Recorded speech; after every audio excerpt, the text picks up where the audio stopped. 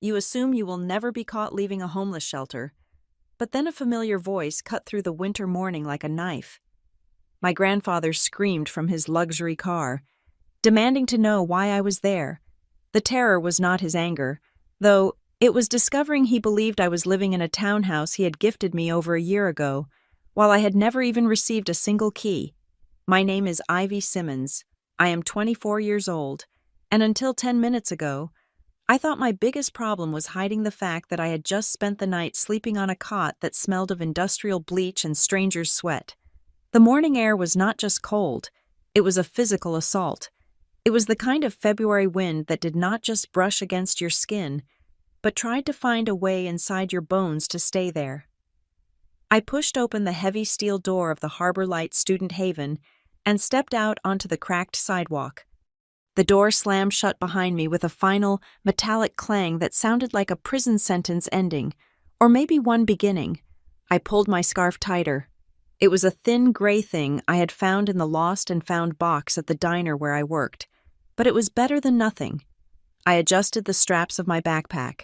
It contained everything I owned: 2 textbooks on advanced anatomy, a change of uniform for my shift at the hospital, a toothbrush, and a half-eaten granola bar I was saving for lunch.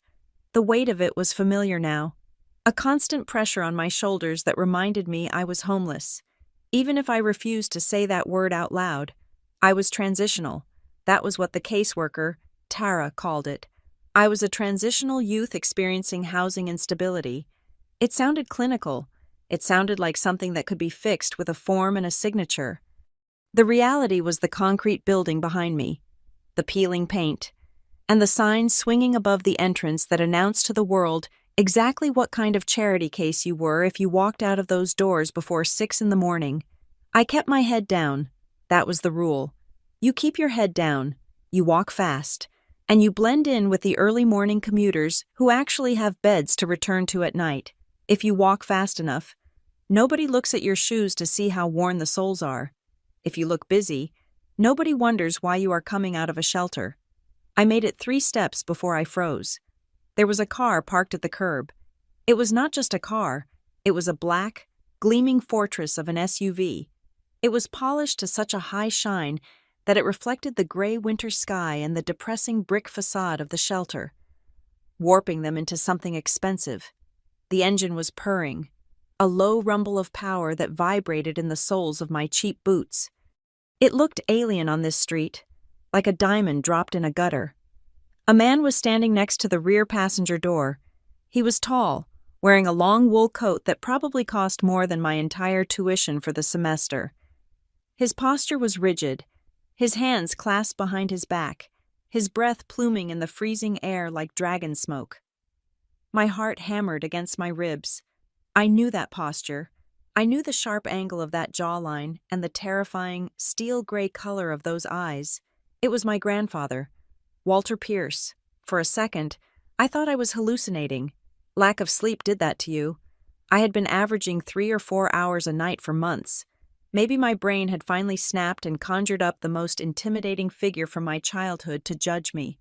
But then he turned his head. His eyes locked onto mine, and the illusion of a hallucination shattered.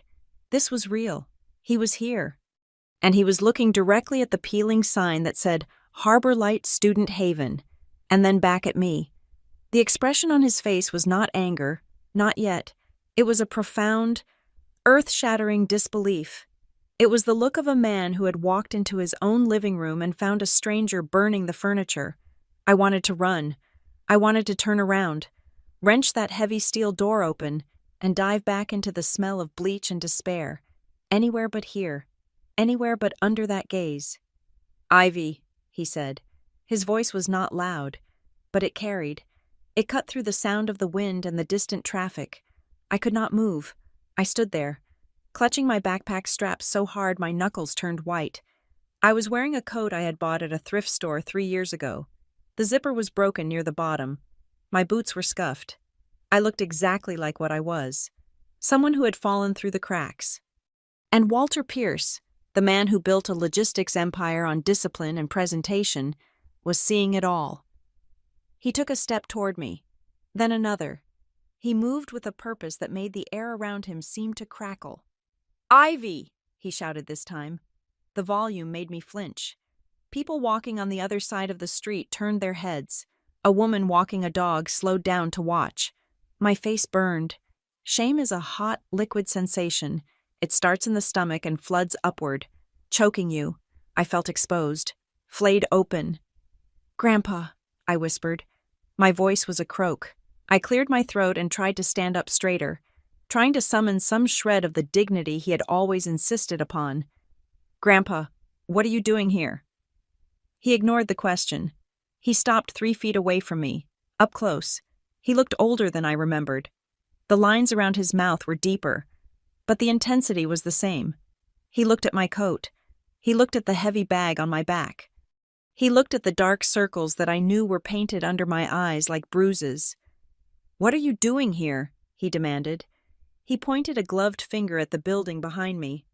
"I saw you come out of there. That is a shelter.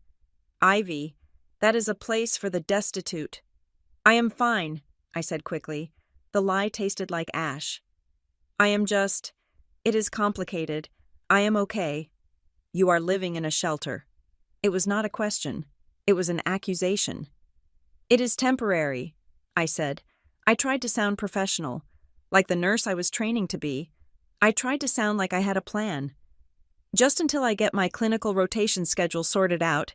It is closer to the hospital. It is just for convenience." "Convenience," he repeated. The word sounded ridiculous coming out of his mouth. "You are sleeping in a shelter for convenience?" "I am handling it," I said. "Please, Grandpa, people are staring."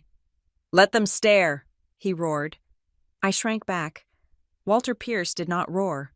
He did not make scenes in public. He was a man of quiet, lethal control.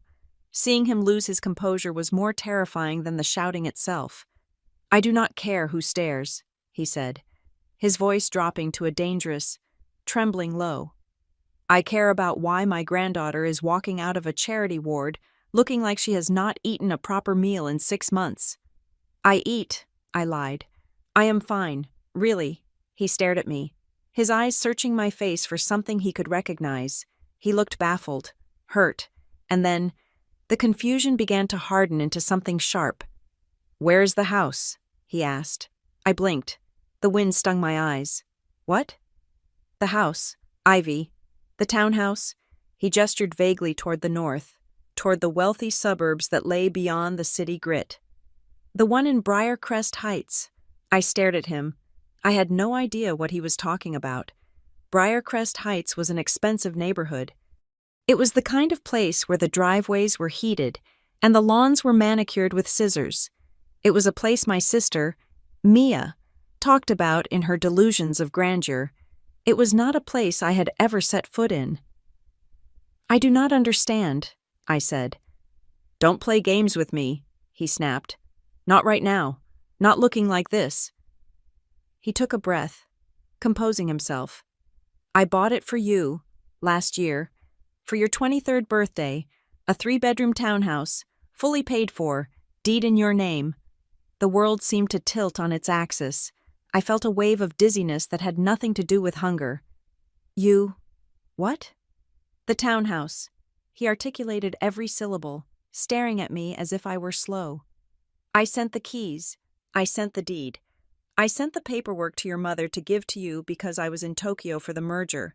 I wanted you to have a place near the medical center, so you would not have to commute." I stood there on the freezing sidewalk, and my mind went blank.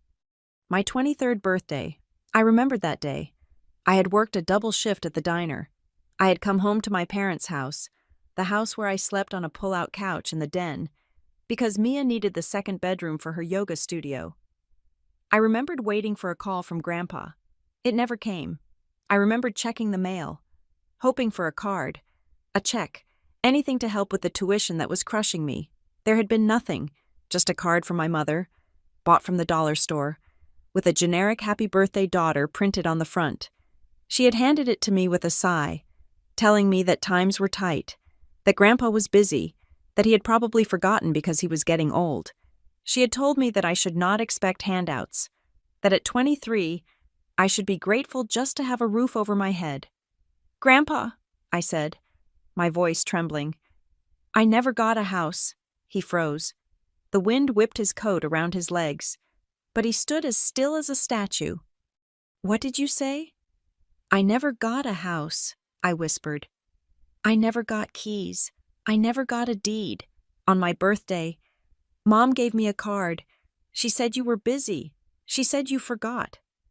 Forgot, he repeated. The word was flat, dead. I swallowed hard, fighting the tears that were threatening to spill. I thought you stopped caring. I thought maybe I had disappointed you by not going into business like you wanted. I thought you cut me off. Walter Pierce stared at me. For a long moment, the only sound was the idling engine of the SUV. I watched the emotions cross his face. The shock faded. The confusion evaporated. In their place, a terrible, icy clarity descended. His eyes, usually so sharp and calculating, turned into two chips of flint. He looked at the shelter behind me. He looked at my worn boots. He looked at the dark circles under my eyes, and then he looked at the space between us, visualizing the year that had passed.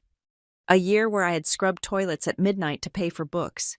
A year where I had skipped meals to save $5. A year where I had shivered in a cot surrounded by strangers, while a paid-off house sat somewhere with my name on it. Lydia, he murmured. It was barely a sound, just a breath. Then he said the other name, with even more venom. Mark, my parents. The realization hit him before it fully hit me. I was still grappling with the idea of a house existing. He was already grappling with the theft. They told me you were living there, he said, his voice terrifyingly quiet. Every time I asked, Lydia told me you loved it. She said you were so busy with your studies that you had hired a decorator. She said you were happy. I have been homeless for 4 months. Grandpa, I said. The confession broke out of me.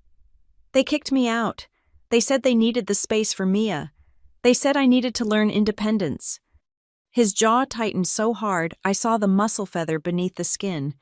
The color drained from his face, leaving him pale with a rage that looked more like grief. Independence. He spat the word out like poison. He looked at me one last time, his gaze sweeping over my shivering form. He did not offer a hug. He was not a hugger. He did not offer pity. He offered action. Get in the car, he ordered. Grandpa, I have my shift at the hospital in 2 hours. I can't. Get in the car. He did not shout this time, but the command was absolute. It was the voice that had built skyscrapers and dismantled competitors. You are not going to the hospital looking like this. You are getting in this car. We are going to get breakfast, real food, and then you are going to tell me everything, every single detail, right now. He turned and yanked the back door of the SUV open. He stood there, holding it, waiting. I hesitated for a fraction of a second. I looked back at the shelter. It was safe in a grim way. It was predictable. I knew the rules there, but then I looked at the open car door. The interior was tan leather. I could feel the heat radiating from it even from where I stood. It looked like a different world. I walked forward. My legs felt heavy, like I was wading through water. I climbed into the back seat. The warmth hit me instantly. It wrapped around me like a blanket, soaking into my frozen jeans and my numb fingers. The smell of the car, expensive leather and faint cedar, filled my nose, replacing the scent of bleach. I sat down, and the softness of the seat was so shocking that I almost sobbed. My body, conditioned to hard mattresses and plastic chairs, did not know how to react to comfort anymore. I pulled my backpack onto my lap, hugging it to my chest as a shield. Grandpa Walter got in the front seat. He slammed the door, shutting out the wind, shutting out the street, shutting out the reality I had been living in. The silence inside the cabin was total. Go, he said to the driver. The Pierre Hotel. As the car pulled away from the curb, sliding smoothly into the traffic, I looked out the tinted window. The shelter disappeared from view. The people walking on the sidewalk were just blurs. I leaned back against the heated leather, and a single tear escaped. hot and stinging on my cold cheek. I wiped it away quickly. I realized then that the warmth of the car was not a relief. It was a torture, because it showed me exactly what had been stolen from me. The missing townhouse was not just a building, it was this warmth. It was safety. It was the ability to sleep without one eye open. It was the year of my life that I had spent bleeding out for people who were supposedly family. My grandfather sat in the front seat, silent and rigid. I could see his eyes in the rearview mirror. They were not looking at the road. They were staring at nothing, burning with a cold, calculating fire. I knew that look. It was the look of a man who was about to burn something to the ground. And as I sat there, clutching my dirty backpack in the back of a $100,000 car, I realized something else. I was ready to hand him the matches, to understand how I ended up standing outside a homeless shelter with my entire life in a backpack. You have to rewind the tape. You have to go back 5 months. You have to look at the life I was living before the floor fell out from under me. It was not a life. It was an endurance test. My alarm did not beep. It screamed. It was set for 4:30 in the morning. A time that does not feel like morning at all. It feels like the middle of the night. It feels like a punishment. Every single day started the exact same way. I would roll out of the narrow pull-out couch in the den of my parents' house, my back aching from the metal bar that dug into my spine. I would stumble to the kitchen in the dark, trying not to wake up the house, and make the cheapest instant coffee available on the market. It tasted like burnt dirt and battery acid, but I drank it black because milk cost money, and sugar was a luxury I had decided I could live without. I was a student at the Lakewood Institute of Health.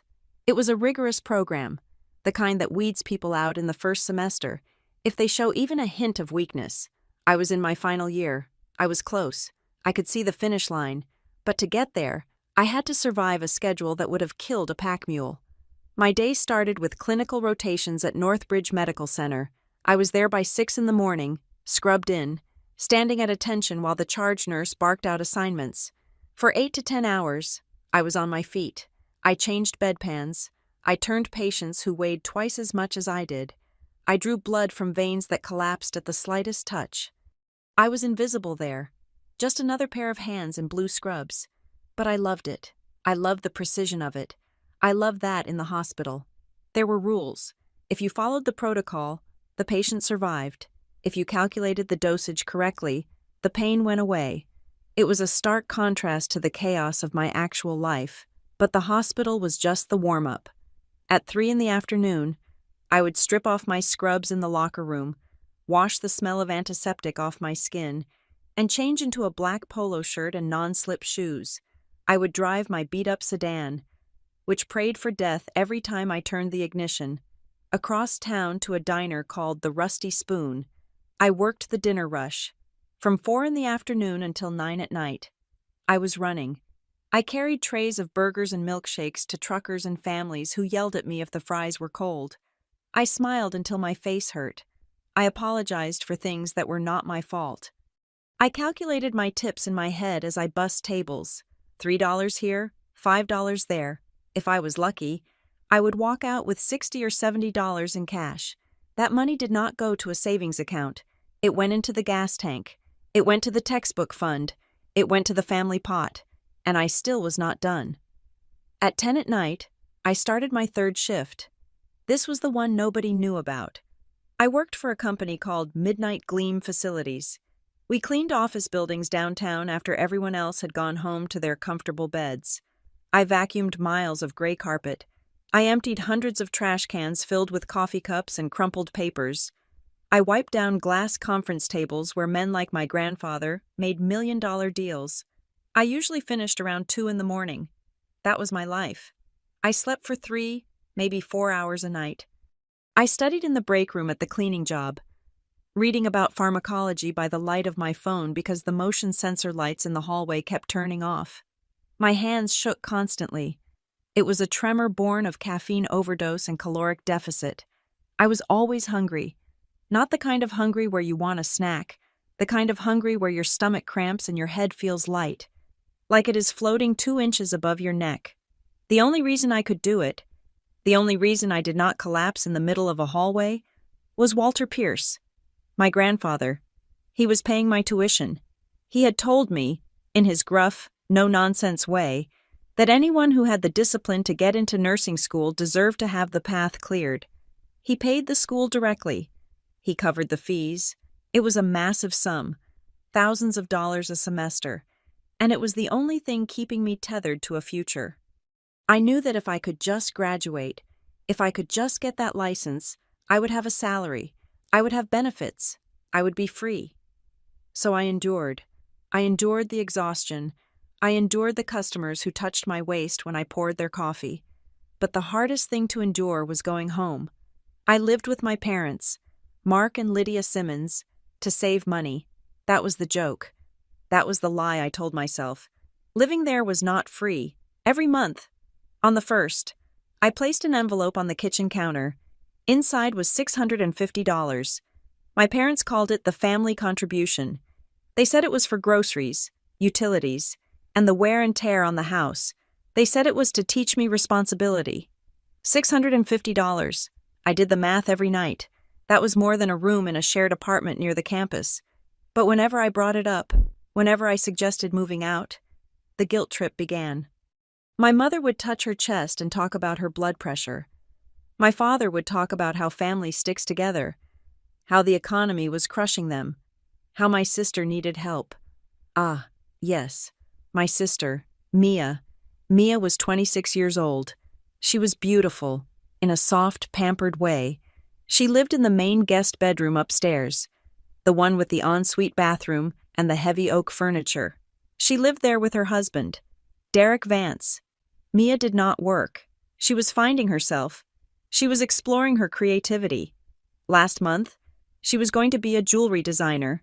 This month, she was thinking about starting a lifestyle blog. Derek did not work either. Derek was an entrepreneur, which in our house meant he sat on the living room sofa in his boxers, playing video games and talking loudly about cryptocurrency and passive income streams. They paid $0 in rent.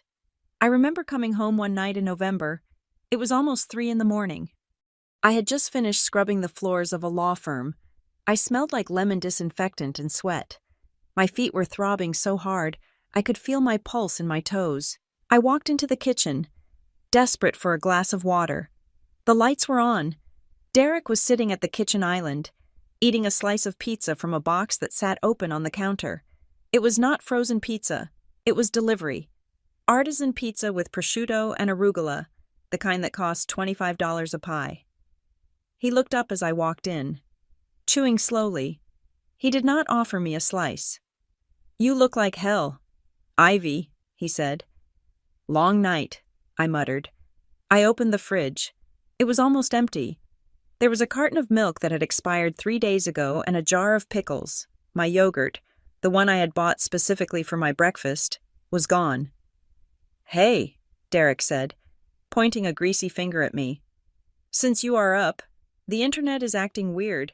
You think you can reset the router? I am in the middle of a raid." I stared at him. I looked at the expensive pizza. I looked at the new gaming headset around his neck. I looked at the pile of unopened mail on the counter. Bills, mostly, that my parents would stress over later. Before turning to me to ask if I could chip in a little extra for the heating bill this month. "I have to be up in 2 hours. Derek," I said. Right. The grind," he smirked. It was a condescending, pitying look. "You know, you are working too hard for peanuts, Ivy. You are trading time for money. That is a loser's game. I was telling Mia today, we need to get you into drop shipping. I could set you up for a small investment." "I am going to bed," I said. I walked away before I grabbed the pizza box and shoved it down his throat. The next morning was the 1st of the month. The payment was due. I sat at the table with my mother, Lydia. She was drinking tea from a china cup, looking worriedly at a stack of invoices. Mia came downstairs around 10 in the morning, wearing a silk robe that I knew cost more than my car. She looked rested. She looked glowing. "Morning, Mommy," Mia chirped. She kissed our mother on the cheek. "Derek and I were thinking of going to that new brunch place downtown, the one with the mimosa flight. Do you have a little cash? Derek's transfer is stuck in the bank for a few days. Without hesitation, my mother opened her purse. She pulled out two $20 bills and handed them to Mia. Have fun, sweetheart, Mom said. You two need to relax. Derek has been so stressed with his business planning. I sat there, my hand resting on the envelope containing $650. Money I had earned by wiping tables and scrubbing toilets. Money that meant I could not buy the new stethoscope I needed. Mom, I said. My voice was tight. I need to talk to you about the rent. My mother's face hardened instantly. The soft, indulgent look she had given Mia vanished. She turned to me with a weary, martyred expression. It is not rent, Ivy. It is a contribution. We are a family. It went up, I said. It was $500 3 months ago. Now it is $650. Mom, I am buying my own food. I am never here to use the electricity. I sleep on a couch. Mia and Derek have the master suite, and they pay nothing. Mia is going through a transition, Mom snapped. Derek is building a future. You are single. Ivy, you have no dependents. You have that fancy scholarship from your grandfather. You can afford to help us. Do not be selfish. It is not a scholarship, I said, fighting to keep my voice steady. He pays the school. I do not see a dime of that money. I am working 3 jobs. And that is good for you, she said, dismissing me with a wave of her hand. It builds character. Your father and I are struggling. Ivy, everything costs more. The property tax, the insurance. If you want to live here, you have to pull your weight. She looked at the envelope under my hand. She did not ask for it. She expected it. I looked at Mia, who was busy texting on her phone, oblivious to the conversation. She was humming a tune, thinking about mimosas. I looked at my mother, who was already mentally spending my money. That was the moment the crack in the foundation started. I realized I was not a daughter to them. I was not a family member. I was a battery. I was a rechargeable power source they plugged into whenever the lights flickered. They drained me to keep Mia warm. They drained me to keep Derek comfortable. They drained me to maintain the illusion that they were a successful, upper-middle-class family who could support an adult daughter and her husband, while secretly, they were drowning in debt and using my minimum wage cash to stay afloat. I slid the envelope across the table. I did not do it because I agreed with them. I did it because I was trapped. I had 4 months left of school. If I moved out, I would have to pay a deposit. First month's rent, last month's rent. I did not have that kind of liquidity. They knew it. They had calculated my poverty perfectly.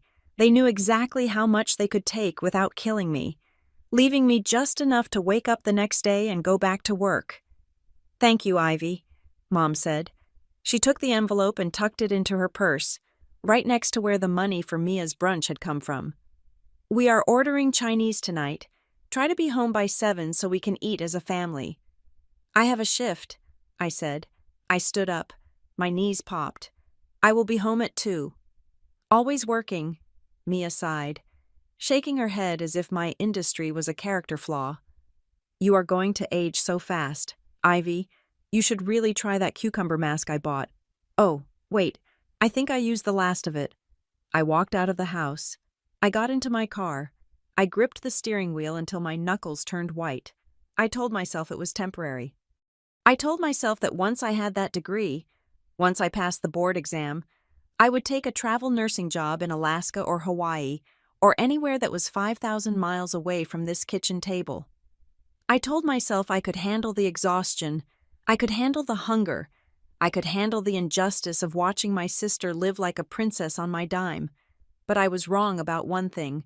I thought I was paying for a room. I thought I was paying for safety.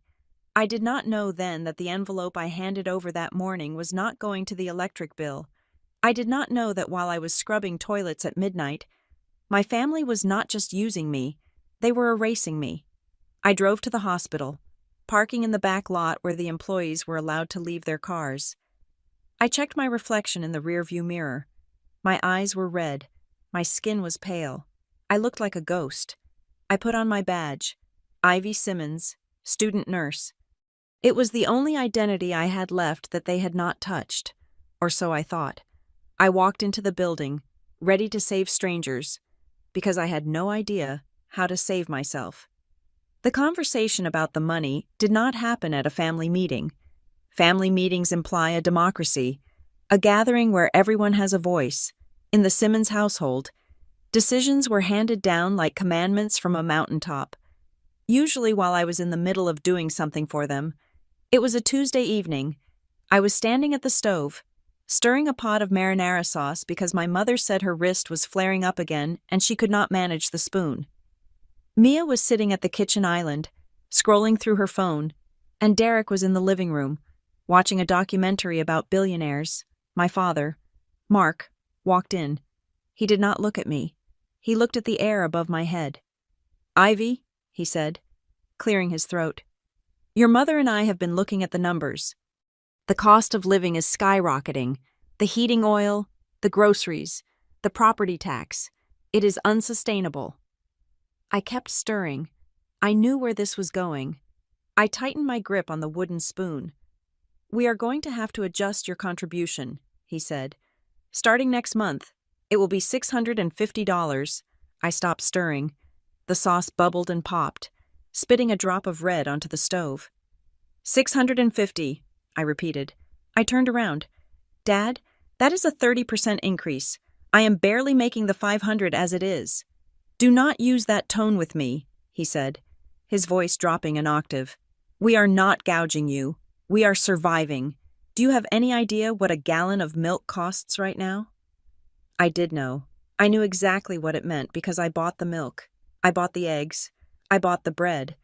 The contribution was supposed to cover those things, but somehow, I always ended up stopping at the store on my way home because the fridge was empty. "I cannot afford $650, I said. "I am saving for my board exams. The study guides alone are $200. Mia looked up from her phone. She let out a long, dramatic sigh, the kind that suggested my existence was exhausting her. "God, Ivy, why do you always have to make everything about money?" she asked. "It is so tacky. Mom and Dad are stressed out. Can't you see that?" I looked at Mia. Sitting on the counter next to her elbow was a shopping bag.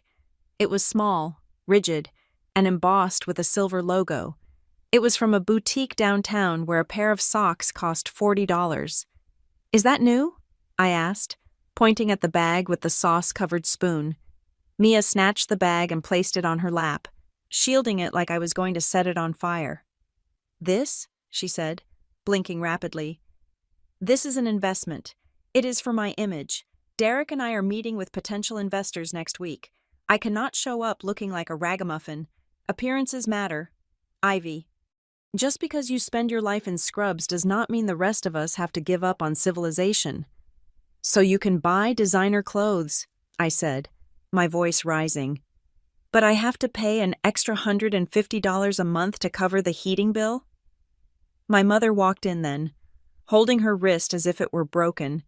She looked between me and Mia, and immediately, her face settled into a mask of disappointment. Not at Mia, at me. "Ivy, stop attacking your sister," my mother said. "Mia has a family to think about. She has a husband.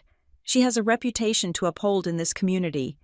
When you are married, you will understand the pressure. Right now, you are single.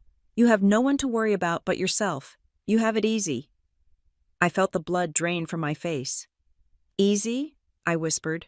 "I work 3 jobs. I sleep 3 hours a night." "And that is your choice," my father interjected smoothly. "You chose a difficult career path. We supported you. We gave you a home. And now, when we ask for a little help to keep the roof over your head, you act like we are robbing you."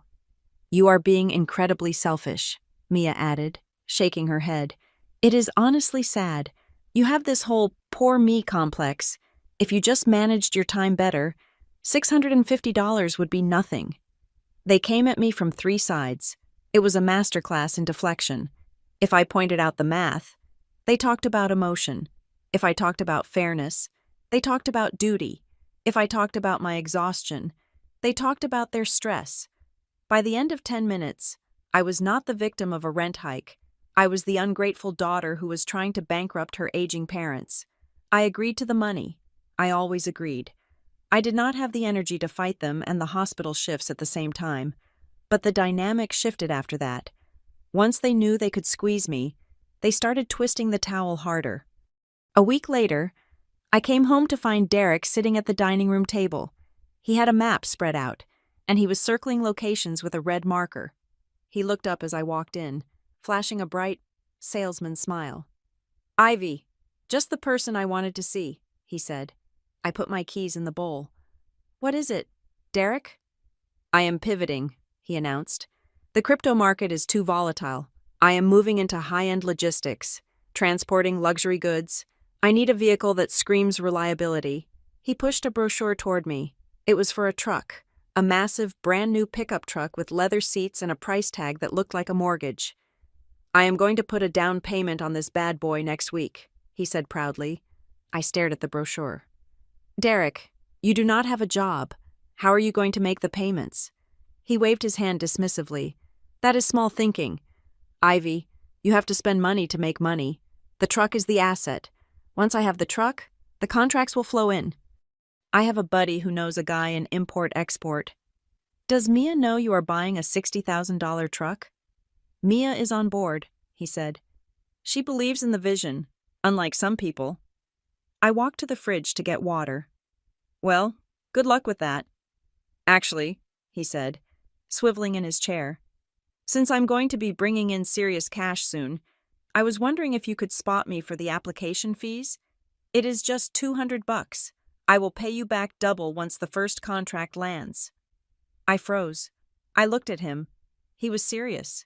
He was sitting there, asking me for $200 to buy a truck I could never afford, while I was eating peanut butter from the jar because I could not afford lunch meat. "No," I said. Derek's smile vanished. "Excuse me?" "No," I repeated. "I do not have it.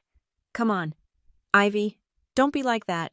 I know you pick up all those extra shifts. You are hoarding cash." "I am paying rent. Derek, rent that just went up. Ask Mia. Or ask my parents." "I can't ask them," he said, his voice lowering to a conspiratorial whisper. "They are tight right now. You know that. We have to help each other out." "I can't help you," I said firmly. I walked out of the room before he could start the guilt trip. I went upstairs to the small bathroom in the hallway, the one I was allowed to use, and locked the door. I sat on the edge of the tub and breathed.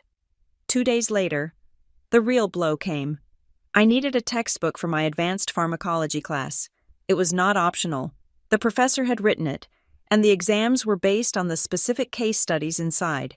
It cost $180. I checked my bank account. I had $42. The extra rent payment had wiped me out. I swallowed my pride. I went to my mother. She was in the living room, watching a talk show.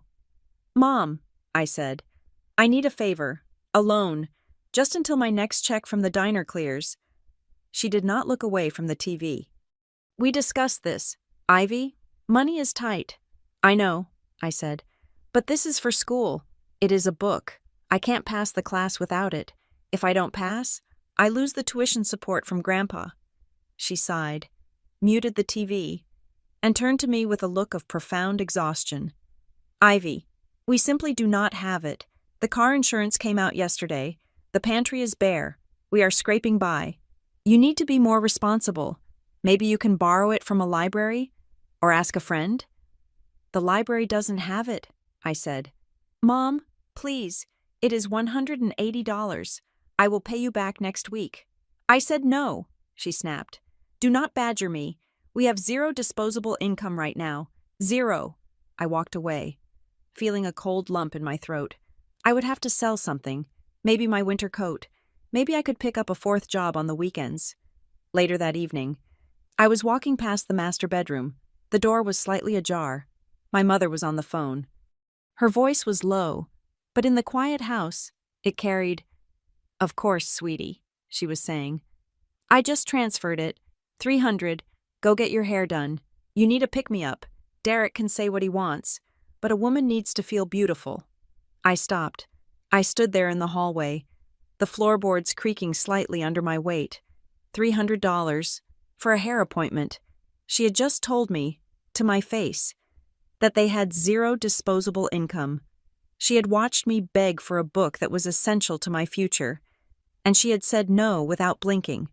And then, 5 hours later, she sent nearly double that amount to Mia for highlights. Something inside me fractured. It was not a loud break. It was a quiet, hairline crack that ran through the center of my trust. I did not storm in. I did not scream. I walked to my room, the den, and sat on the couch. I took out my phone. I opened the banking app on my phone. I took a screenshot of the withdrawal for the family contribution. Then I went to the kitchen, on the counter. My mother had left her phone while she went to the bathroom. My hands were shaking, but I moved with a strange, detached precision. I knew her passcode. It was Mia's birthday. I opened her Venmo app. There it was. Sent to Mia Vance. $300. For self-care. I took a picture of the screen with my own phone. I put her phone back exactly where it had been. I did not know why I did it. I was not planning a lawsuit. I was not planning a revenge plot. I did not have the energy for revenge. I was doing it because I felt like I was losing my mind. They were gaslighting me so effectively that I had started to believe I was the selfish one. I needed the proof. I needed to look at that picture in the middle of the night and remind myself, you are not crazy. They are lying to you. I started a folder on my phone. I named it School Project so nobody would look. I put the screenshot there. Over the next few weeks, I added more. A receipt for a dinner they went to while claiming poverty. A text message from my dad saying he couldn't help with my car repair, followed by a photo on Mia's social media of a new gaming console for Derek. I was building a museum of their hypocrisy, but the final piece of the puzzle, the one that changed everything, happened on a rainy Thursday.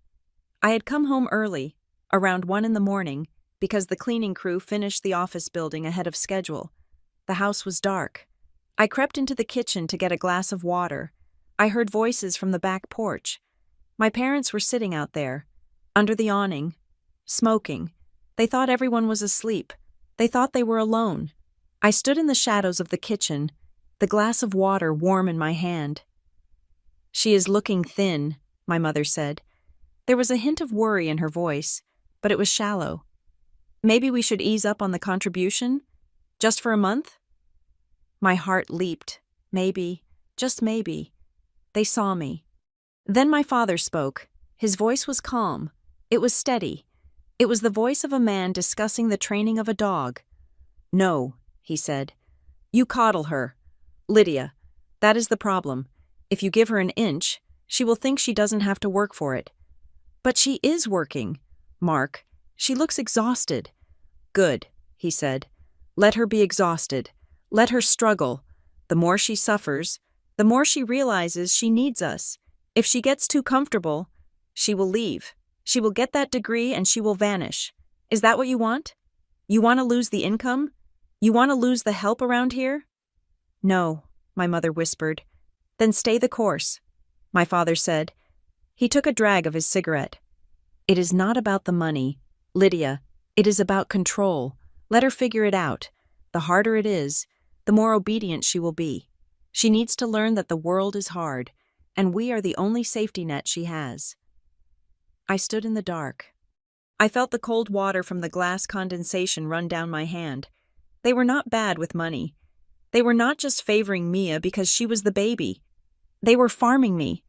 They were deliberately keeping me on the edge of survival, keeping me tired, keeping me broke, so that I would never have the resources to walk away. They did not love me. They were training me to be a permanent servant. I backed away slowly. I did not drink the water. I poured it down the sink. I turned on the tap. There was a pile of dishes in the sink. Mia's dinner plates, Derek's snack bowls, my parents' wine glasses. They had left them for me. They always left them for me. It was 2 a.m.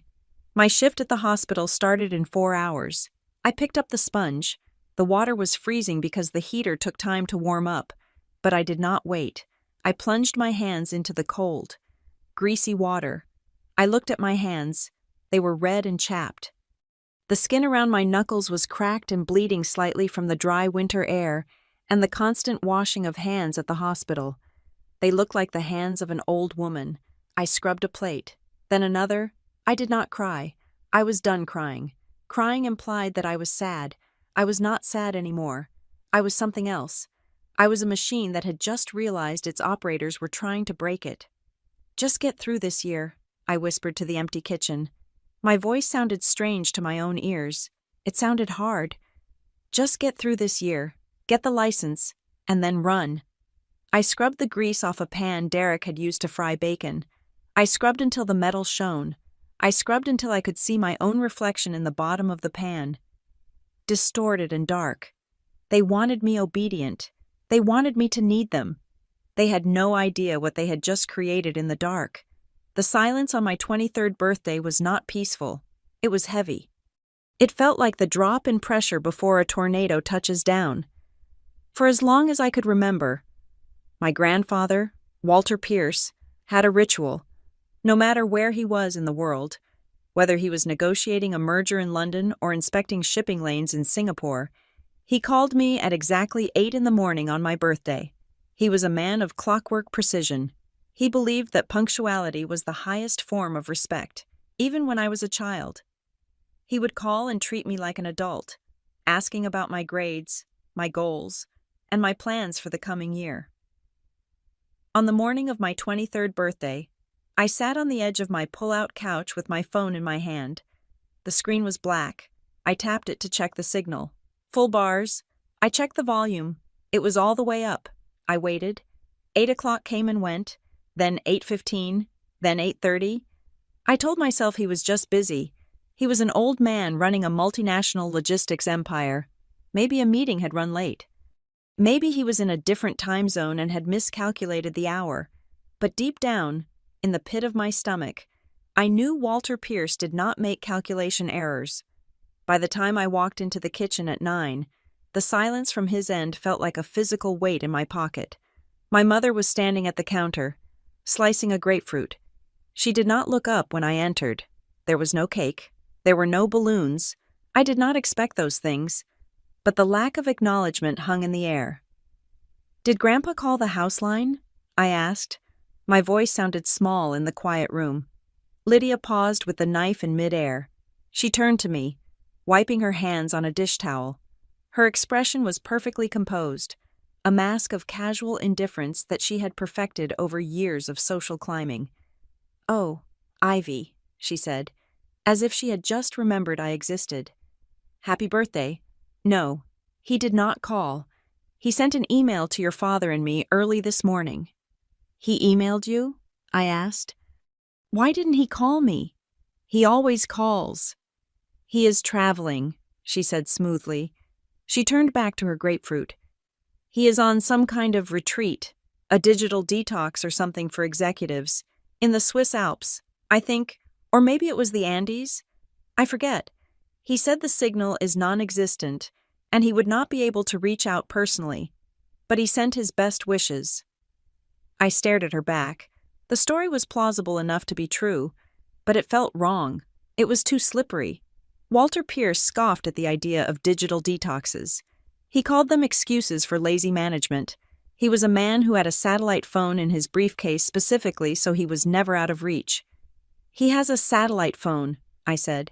"It must be broken," Lydia said, slicing through the rind with a wet squelch. "Or maybe he just wanted some peace. Ivy, he's getting older. You cannot expect him to cater to you constantly. It is a little selfish to demand he climb a mountain just to say happy birthday, don't you think?" There it was again, the twist, the accusation of selfishness. I swallowed my protest. "Did he mention anything else?" I asked. "About school? Or just best wishes?" She cut me off. She reached into a drawer and pulled out a card.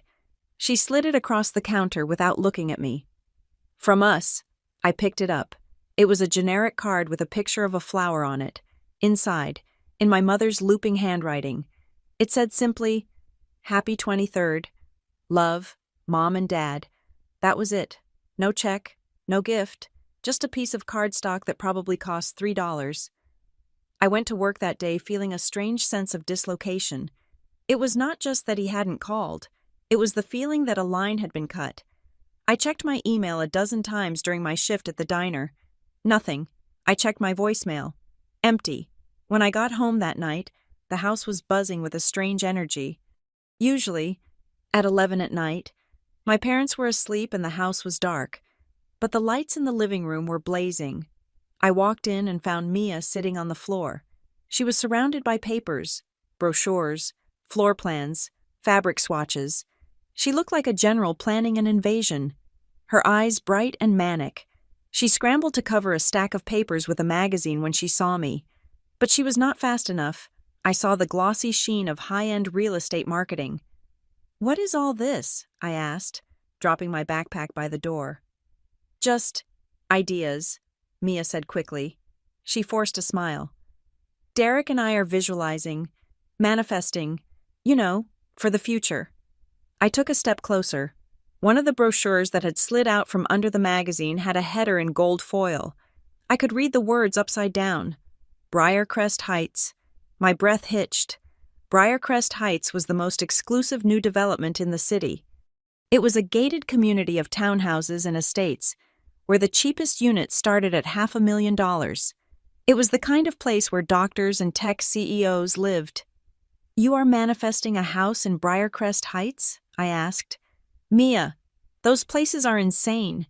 The HOA fees alone are more than what I make in a month." "Stop being such a buzzkill," Mia snapped. She gathered the papers up, clutching them to her chest. "Derek has big things in the pipeline. We are looking at options. There is nothing wrong with dreaming, Ivy. Just because you are content living in squalor doesn't mean we have to be." "I am not content," I said tiredly. "I am just realistic." "Well, reality is boring," she said. She stood up, holding the stack of papers tight. "And for your information, we are closer than you think." She walked past me, humming a little tune. It was a happy sound, light and airy. Mia never hummed unless she had won something. I watched her go up the stairs. Something about the way she held those papers, possessively, secretly, made the hair on the back of my neck stand up. It wasn't just a dream board. She was looking at specific layouts. I had seen red circles on the floor plans. People don't circle the placement of electrical outlets on a dream board. 2 days later, the paranoia deepened.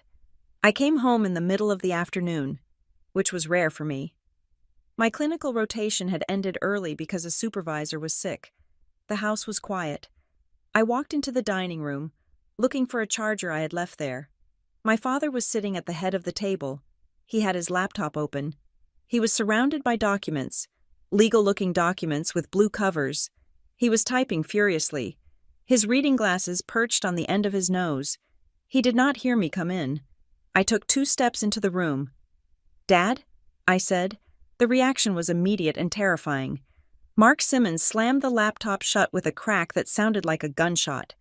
He moved so fast he knocked a pen off the table. He spun around in his chair, his face flushed, his eyes wide with a mixture of guilt and aggression. "Jesus, Ivy!" he shouted. He placed both hands flat on top of the closed laptop, pressing it down as if he were trying to suffocate it. "You nearly gave me a heart attack. Why are you sneaking around?" "I am not sneaking," I said, holding my hands up. "I live here. I came in through the front door." "You are supposed to be at the hospital," he accused. He was breathing hard. He looked like a man who had been caught burying a body. "My shift ended early," I said. I looked at the blue documents on the table. He followed my gaze and immediately swept them into a pile, flipping them over so the text was face down. "What are those?" I asked. "Work," he said. "Consulting, private stuff, client confidentiality." My father had not had a consulting client in 4 years. "I thought you said business was dead," I said. "It is picking up," he said sharply. "Look, I need privacy. This is sensitive financial data. Go to your room, or go to the store. Just give me some space." I backed out of the room. My heart was thumping a slow, heavy rhythm against my ribs. Sensitive financial data? My father was terrible with money. He didn't handle finances. My mother did the bills. So what was he working on that required such secrecy? And why did he look so terrified that I had seen it? I went to the den and sat on my couch. I pulled out my phone. I needed to talk to Grandpa. I needed to hear his voice. The excuse about the Swiss Alps and the digital detox was starting to feel like a flimsy piece of cardboard covering a hole. I dialed his number, not the house line, but his personal cell, the one he kept in his breast pocket. It rang once, then there was a click. I expected his voice. I expected the crisp, authoritative baritone saying, "This is Walter Pierce. Speak." Instead, there was a mechanical beep, followed by a robotic female voice. "The subscriber you are trying to reach is not accepting calls at this time. Please try again later." It was not a voicemail. It was a block, or a disconnect. I stared at the phone. I dialed again. Same result. I dialed his office line, the direct number to his executive assistant, a woman named Mrs. Higgins who had known me since I was a baby. "We are sorry. The number you have dialed has been changed or is no longer in service." I felt a cold chill run down my spine. That was impossible. Mrs. Higgins had had that number for 30 years. I sat there in the dim light of the den, and the realization washed over me. It was not a glitch. It was a wall. A wall had been erected between me and the only person in the world who actually gave a damn about me. I went to the kitchen to get a glass of water, my mind racing. On the counter, there was a pile of mail. My mother usually sorted it, but she must have been distracted. I sifted through the envelopes, bill, junk mail, catalog for Mia, and then I saw it, a white envelope with the logo of the Lakewood Institute of Health in the corner.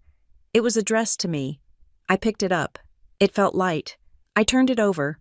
The flap was sealed, but the paper around the seal looked wrinkled, not smooth like a fresh envelope.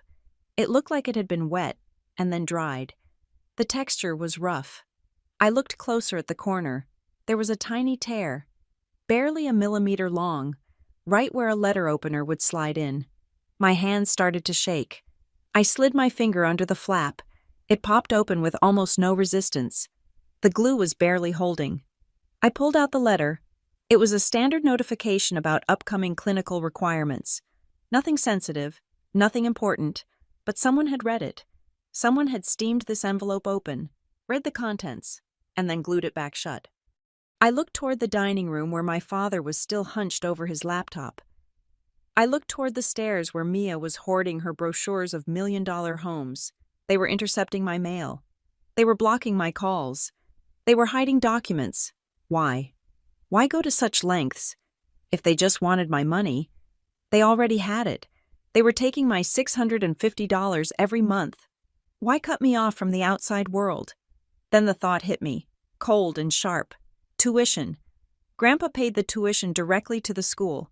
He sent the checks. If I couldn't talk to him, I couldn't thank him. I couldn't confirm he had sent it. What if they were trying to get between him and the money? But that didn't make sense. The checks were made out to the institute. They couldn't cash them, unless there was something else, something bigger than tuition. I looked at the phone in my hand. I could call the police. I could call the fraud department. I could scream and shout and demand to see the blue documents my father was hiding. But then I looked at the calendar on the wall. 4 months? I had 4 months until graduation. If I caused a scene now, if I accused them of tampering with my mail without hard proof, they would kick me out. I had nowhere to go. I had $40 in my bank account. If I was homeless, I couldn't finish school. If I didn't finish school, the last 3 years of hell would be for nothing. They had the leverage. They held the roof over my head like a weapon. I put the letter back in the envelope. I licked the flap, tasting the stale glue, and pressed it shut. I placed it back in the pile, exactly where I had found it. I walked back to my room, my heart beating in my throat.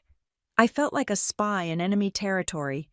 I was living with strangers who shared my DNA, but who looked at me and saw something to be managed, exploited, and silenced.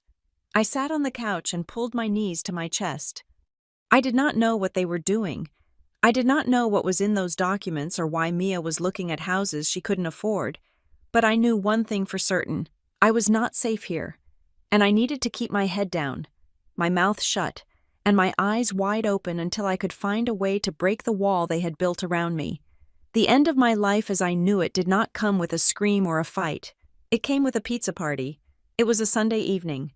2 weeks after I had found the opened letter, I walked into the house after a double shift at the hospital, my feet throbbing in my shoes. The living room was transformed. There were boxes everywhere, brown cardboard boxes stacked in towers against the walls, labeled in Mia's looping, bubbly handwriting, kitchen, master bedroom, fragile, Derek's man cave. My parents were sitting on the couch, sharing a large pepperoni pizza with Mia and Derek. There was a bottle of champagne open on the coffee table. The mood was festive. It was the kind of atmosphere you expect when someone wins the lottery. I stood in the doorway, my backpack sliding off my shoulder. "What is going on?" I asked. Mia looked up, a slice of pizza halfway to her mouth. She grinned, a piece of pepperoni sticking to her lip. "We are moving," she squealed. She did not say it like a plan. She said it like a victory. My mother, Lydia, stood up. She smoothed down her skirt and walked over to me. She had a glass of champagne in her hand. She looked flushed, happy, and entirely detached from the reality of my existence. "Oh, Ivy, you are home," she said. "We were just celebrating. It all happened so fast. Derek and Mia found the perfect place, a house, a real house, not a rental, and they asked us to move in with them." I blinked, trying to process the information. "You are moving in with Mia?" "To help with the future." My father, Mark, chimed in from the armchair. He looked smug. "They are going to need help when they start a family. And honestly, this house is too much work for your mother and me. It is time to downsize, or I suppose, upsize into a multi-generational arrangement. It is very European." "A house?" I looked at Mia. "How can you afford a house? You don't have jobs." "Investments, Ivy," Derek said, leaning back and patting his stomach. "Smart moves, passive income, you wouldn't understand." "Anyway," my mother interrupted, her voice bright and brittle. "We close on the house in 3 days. The movers are coming on Wednesday. Isn't it exciting?" I looked at the stacks of boxes. I scanned the labels again. I saw Mom-Dad's room. I saw Mia's closet. I saw Derek's office. I did not see my name. I walked into the room. Stepping over a roll of packing tape, I looked at the corner where my things usually migrated, my books, my coat. There were no boxes for me. "Where are my boxes?" I asked. The room went silent. The chewing stopped. The air in the room suddenly felt very thin, like all the oxygen had been sucked out. My mother took a sip of champagne. She did not look at me. She looked at a point on the wall just past my left ear. "Well," she began, her voice taking on that reasonable, teacher-like tone she used when she was about to deliver bad news. "We talked about this, Ivy, as a family." "We realized," my father said, standing up to join her, presenting a united front, "that this is the perfect opportunity for you." "Opportunity for what?" I asked. The cold feeling in my stomach was spreading to my chest. "To launch," my father said. He made a gesture with his hand, like a rocket taking off. "To fly from the nest. You are 24 years old. Ivy, you are an adult. It is not healthy for you to be living with your parents anymore. We are moving into a new phase," my mother added. "Mia and Derek are starting their life.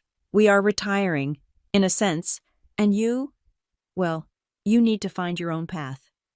I stared at them. "You are leaving me behind?" "That is such a dramatic way to put it," Mia said, rolling her eyes. "We are not leaving you on a desert island. We are just moving to a house that doesn't have room for a permanent guest." "Guest?" I choked out the word. "I pay rent. I pay more rent than anyone here. I have been paying for the groceries you are eating right now." "And that is exactly why you are ready," my father said. He walked over and placed a hand on my shoulder. It felt heavy and condescending. "You have proved you can contribute. You have a job. 2 jobs. You are capable. If we keep letting you live here, We are crippling you. We are enabling you. Enabling me to what? I asked, shaking his hand off. To survive while I finish school? I have 4 months left. Dad, 4 months until I graduate. Can't I just come with you for 4 months? There is no room, Lydia said quickly. The new house, the layout is very specific. There is the master for Mia and Derek, the guest suite for us, and the third bedroom is going to be a nursery. We can't have you sleeping in the nursery. Ivy, it would be bad energy. A nursery? I looked at Mia's stomach. You are pregnant? We are manifesting, Mia said. We are preparing the space, and we can't have your stress and your erratic schedule messing up the vibe. I can sleep on the couch, I said. I was begging now. I hated myself for it, but the panic was rising. I will sleep on the floor. I just need a place to crash for 4 months. I will pay you $800. I will pick up another shift. My father shook his head. He looked at me with a pitying smile. The kind a priest gives a sinner who just doesn't get it. It is not about the money, Ivy, he said softly. If we took your money, we would be failing you as parents. You need to stand on your own 2 feet. You need to feel the hunger. That is how you build character. Years from now, you will look back on this day and thank us. You will say, "Thank you, Mom and Dad, for pushing me to be great." I have nowhere to go, I said. My voice was trembling. I have no savings. You know I have no savings because I gave it all to you last week for the heating bill. You have friends, my mother suggested. You have that nice girl. What is her name? The one with the glasses? She moved to Ohio 2 years ago. I said. Well, you will figure it out, she said firmly. You are smart. You are a survivor. That is your gift, Ivy. You don't need us like Mia does. Mia is sensitive. You are tough. They were using my own endurance against me. Because I had survived their neglect. They decided I didn't need their care. When do I have to leave? I asked. Wednesday, my father said. The movers come at 8 in the morning. The house needs to be empty. Wednesday, I repeated. That is in 3 days. Ideally, sooner, Mia said, picking at a loose thread on the sofa. I don't want your clutter getting mixed up with our stuff. It would be super helpful if you could be out by tomorrow night. I looked at them. They were my family. I shared their blood. I had spent the last 3 years destroying my health to help them keep this house, and now they were discarding me like a piece of furniture that didn't fit the new aesthetic. Fine, I said. I will go. Just give me the address of the new place so I can forward my mail. My father and mother exchanged a look. It was a quick, sharp glance, a signal.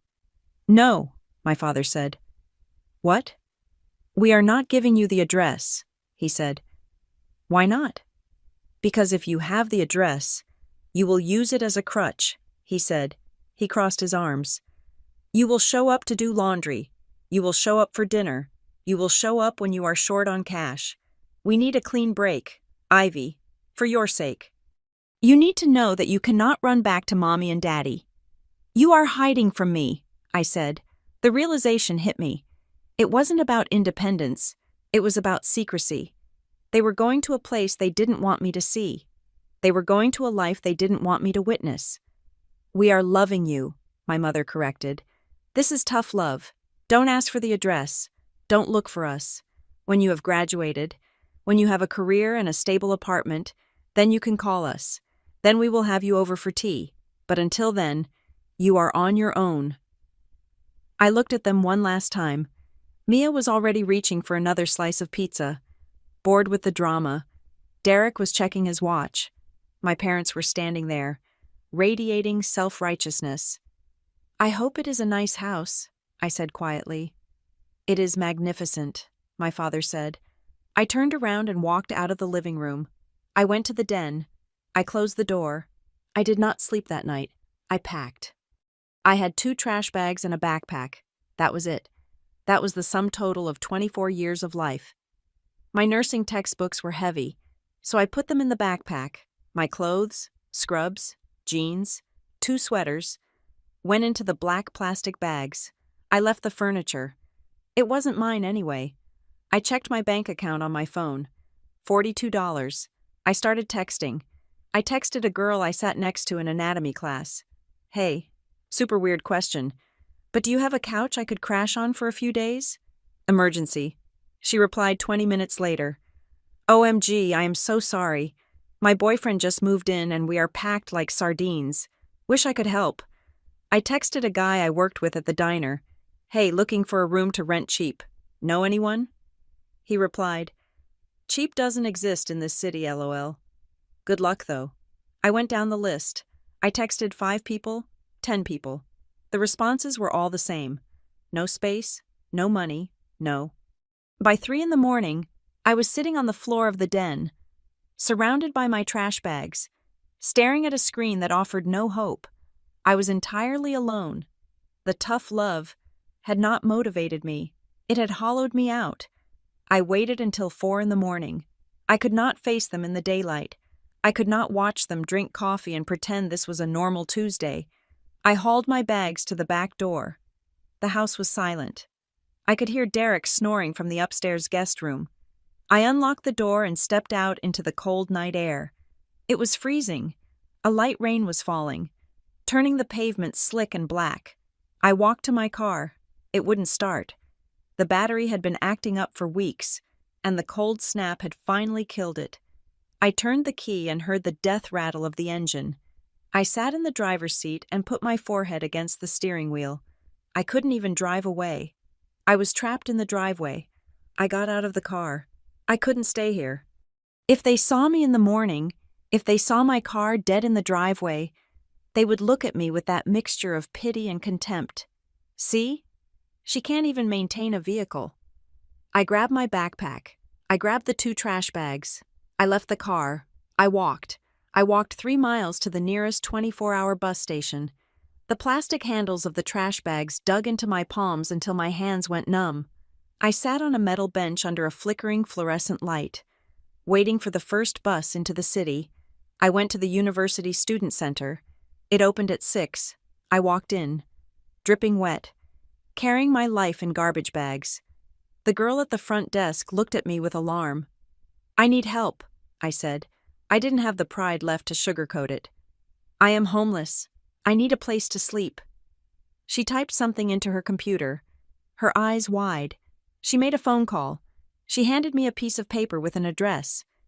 It is called Harbor Light Student Haven, she said softly. It is a transitional shelter. They have beds set aside for students. It is not a hotel, but it is safe, and it is free. I took the paper. Harbor Light was a gray concrete block on the edge of the industrial district. It looked like a prison that had been converted into a DMV. I stood in line for intake for 2 hours. I had to show my student ID. I had to sign a waiver agreeing to random drug tests and a curfew. We have a bed in the women's dorm, the intake coordinator said. She was a tired-looking woman with kind eyes, but she didn't look at me for long. She had seen 1,000 of me. Bed 42. You get a locker. You have to be out by 7 every morning, and you can come back at 6 in the evening. How long can I stay? I asked. Technically, 30 days, she said. But we can extend if you are showing progress, employment, school attendance. It is just temporary, I said. I was repeating the words like a mantra. Just for a few weeks, until I get my paycheck, until I find a room. Sure, honey, she said. She didn't believe me. I walked into the dorm. It was a large gymnasium filled with rows of metal cots. It smelled of bleach, unwashed feet, and damp wool. There were women everywhere. Some were young, like me. Some were old. Some were talking to themselves. Some were sleeping with their arms wrapped around their heads. I found bed 42. It was in the middle of a row. The mattress was thin and covered in plastic.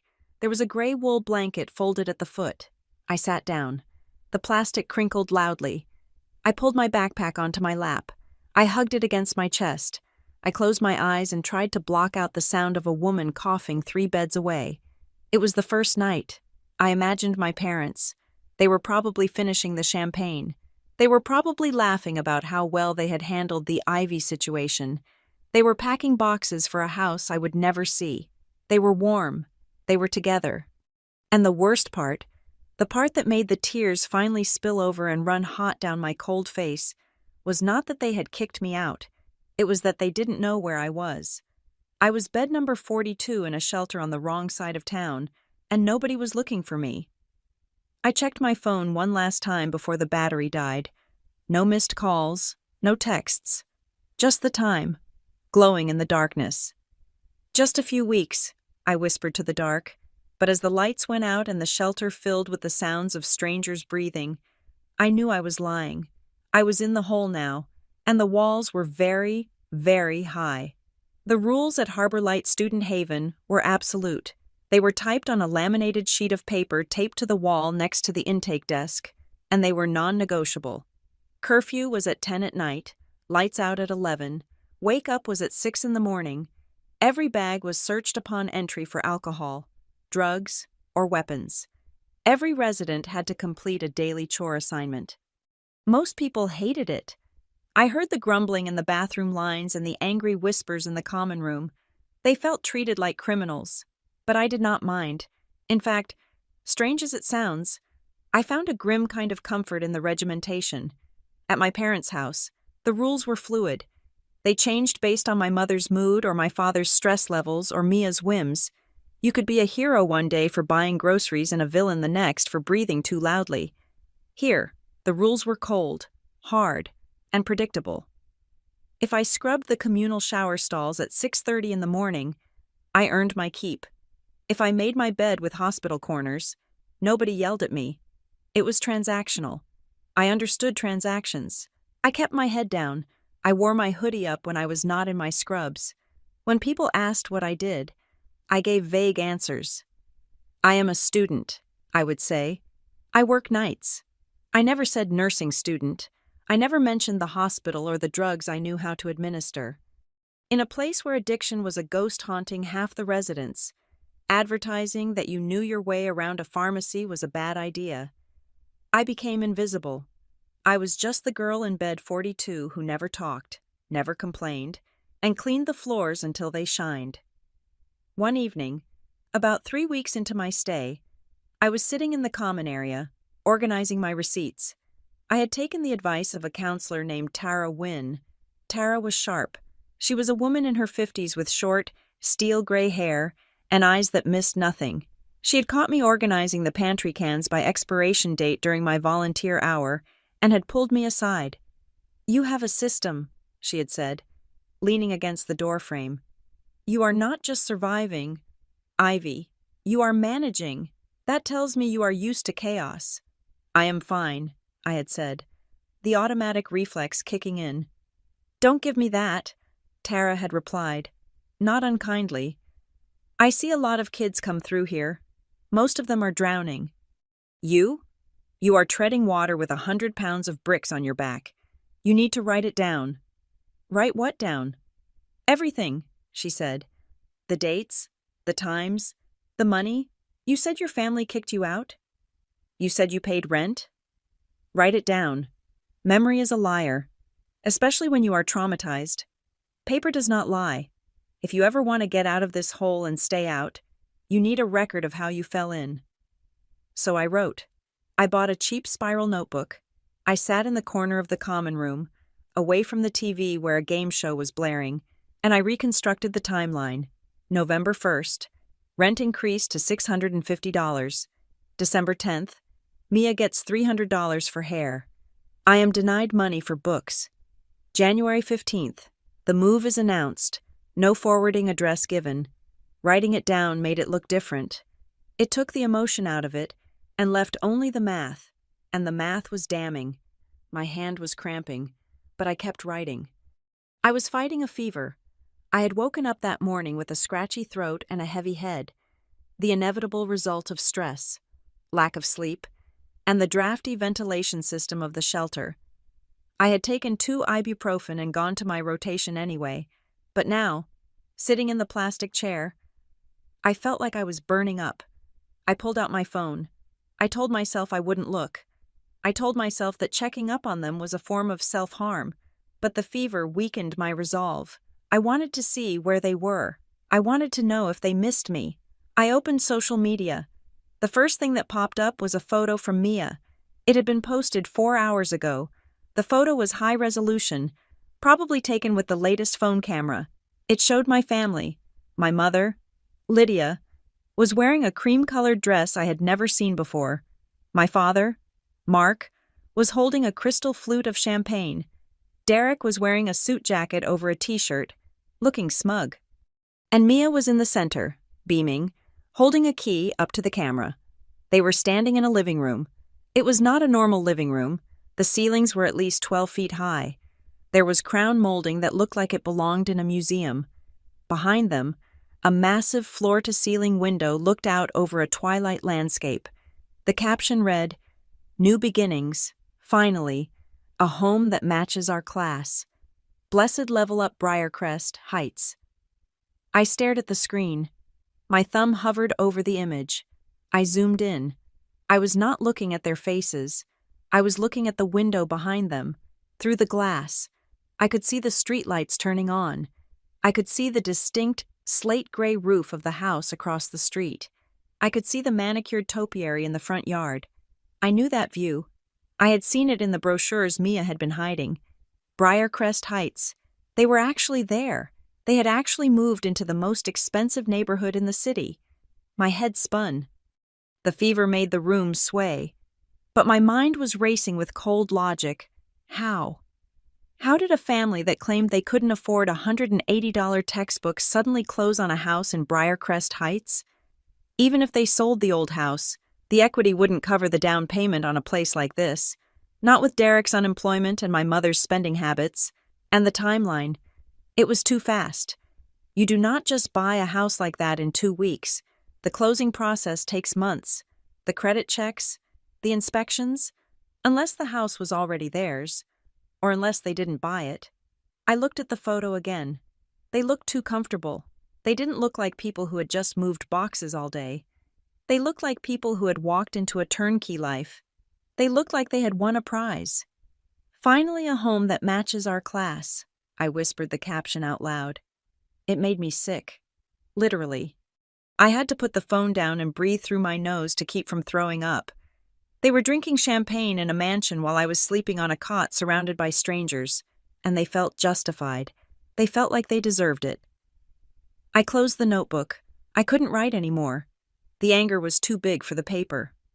2 days later, the fever had broken, leaving me weak but functional.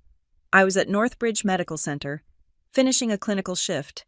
I walked out of the staff entrance, heading toward the employee parking lot, not because I had a car, but because it was the shortcut to the bus stop. The wind was biting. I wrapped my thin coat tighter around me. I was walking past the reserved spots near the main entrance, the spots for the chief of surgery and the board members, when I saw a car I recognized. It was a Lincoln Town car, black, immaculate.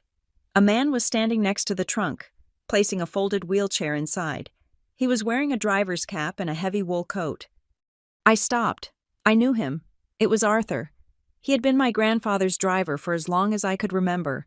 He was a kind man, quiet, who used to sneak me peppermint candies when I was a little girl riding in the back seat to piano lessons. I hadn't seen him in over a year, not since the digital detox and the silence from Grandpa Walter began. I shouldn't have stopped. I should have kept walking. I was ashamed of my worn-out shoes and my messy hair, but I was desperate for a connection to the man who used to protect me. "Arthur?" I called out. The man turned. His face, weathered and lined, broke into a surprised smile. "Miss Ivy!" he exclaimed. He closed the trunk and walked over to me, taking off his glove to shake my hand. "My goodness, I haven't seen you in ages. You look, well, you look like you are working hard, studying hard." "I bet." "Yes," I said, forcing a smile. "Clinical rotations. They are a killer." I bet," he said warmly. "Your grandfather is so proud. He talks about you all the time." My heart skipped a beat. "He does? I haven't been able to reach him lately. Mom said he is traveling. Arthur looked confused. He tilted his head. Traveling? Well, I suppose he goes back and forth to the city. But he has been at the main estate for the last month, recovering from that hip surgery. Hip surgery? I asked. Mom didn't tell me he had surgery. Arthur's expression darkened slightly. Well, maybe they didn't want to worry you during your exams. You know how protective he is. Right, I said. Protective. Arthur looked at me, scanning my face. He seemed to sense that something was off. He lowered his voice, stepping a little closer. And how is the house? He asked. I froze. The house?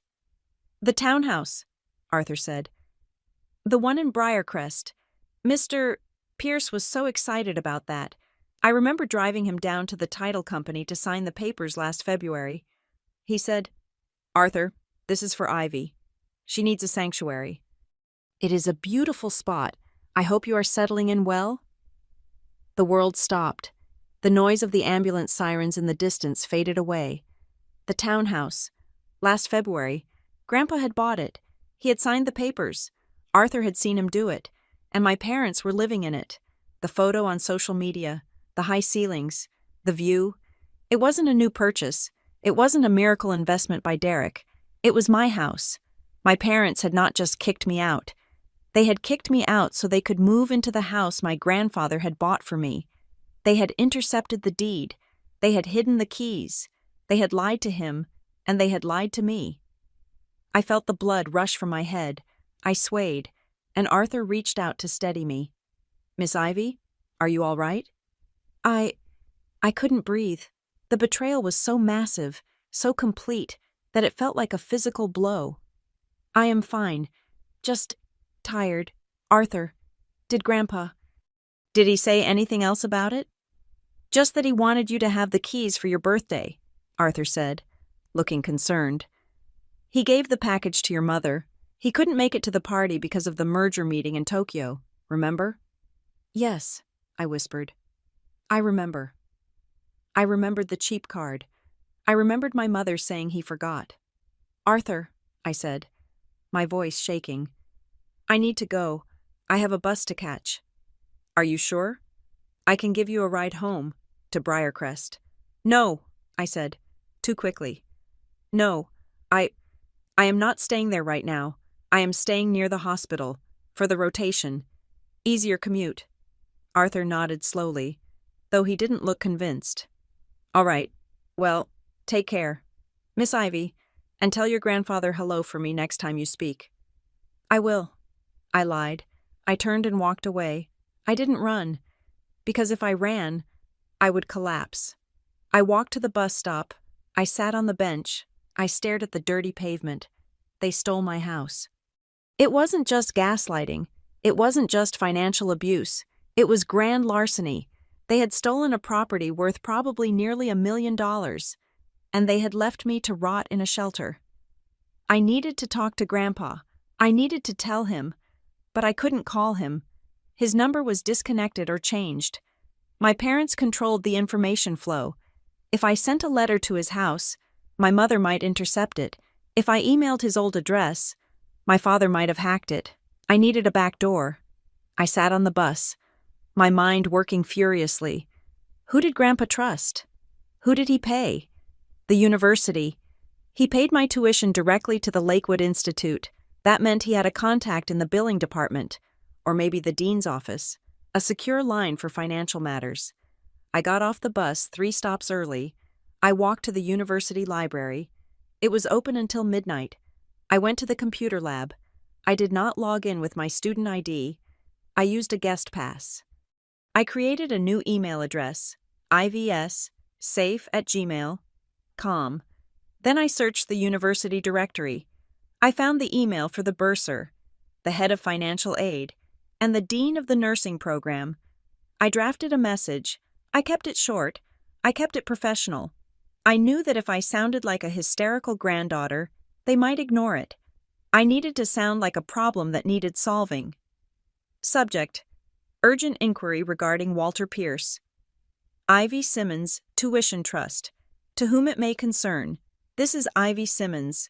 I am writing to request that you forward an urgent message to the financial sponsor of my tuition, Mr. Walter Pierce.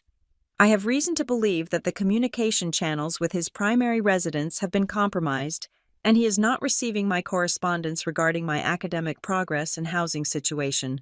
Please forward the following message to his direct business contact. Grandpa, this is Ivy. I am not living in Briarcrest. I never received the keys. I am currently in a shelter. Please contact me at this email address immediately. Do not call the house. Do not call my parents. Thank you for your assistance. I hit send. I sat back in the chair. The fluorescent lights of the library hummed overhead. It was a long shot. The dean might delete it. The bursar might think it was a prank. But it was all I had. I walked back to the shelter. I checked in at the front desk. "You are late," the guard said, tapping his watch. "Curfew was 10 minutes ago." "I am sorry," I said. "I missed the bus." He grunted and buzzed me in. I walked to the dorm. I went to bed 42. I sat down and pulled my knees to my chest. I looked at the picture on my phone one last time. Mia holding the key, my key. My sadness was gone. The grief I had felt for the loss of my family was evaporating, replaced by a cold, hard resolve. They thought I was weak. They thought I was a battery they could drain and discard. They thought that by putting me in a shelter, they had silenced me. But they had made a mistake. They had put me in a place where I had nothing left to lose, and a person with nothing to lose is the most dangerous person in the world. I lay down on the cot. I pulled the scratchy wool blanket up to my chin. "I am coming for you," I whispered to the dark ceiling, and for the first time in months, I slept soundly. The silence inside the Lincoln Navigator was heavier than the concrete walls of the shelter I had just left. The driver, Arthur, kept his eyes fixed on the road, the glass partition raised just enough to give us the illusion of privacy, though I knew he could likely hear every ragged breath I took. Grandpa Walter sat next to me. He did not look at me. He looked straight ahead, his hands resting on his knees. His knuckles were white. "Tell me," he said. "Start from the beginning, and do not spare me the details because you think I am too old or too fragile to hear them. I want the dates. I want the numbers. I want the words they used." I took a breath.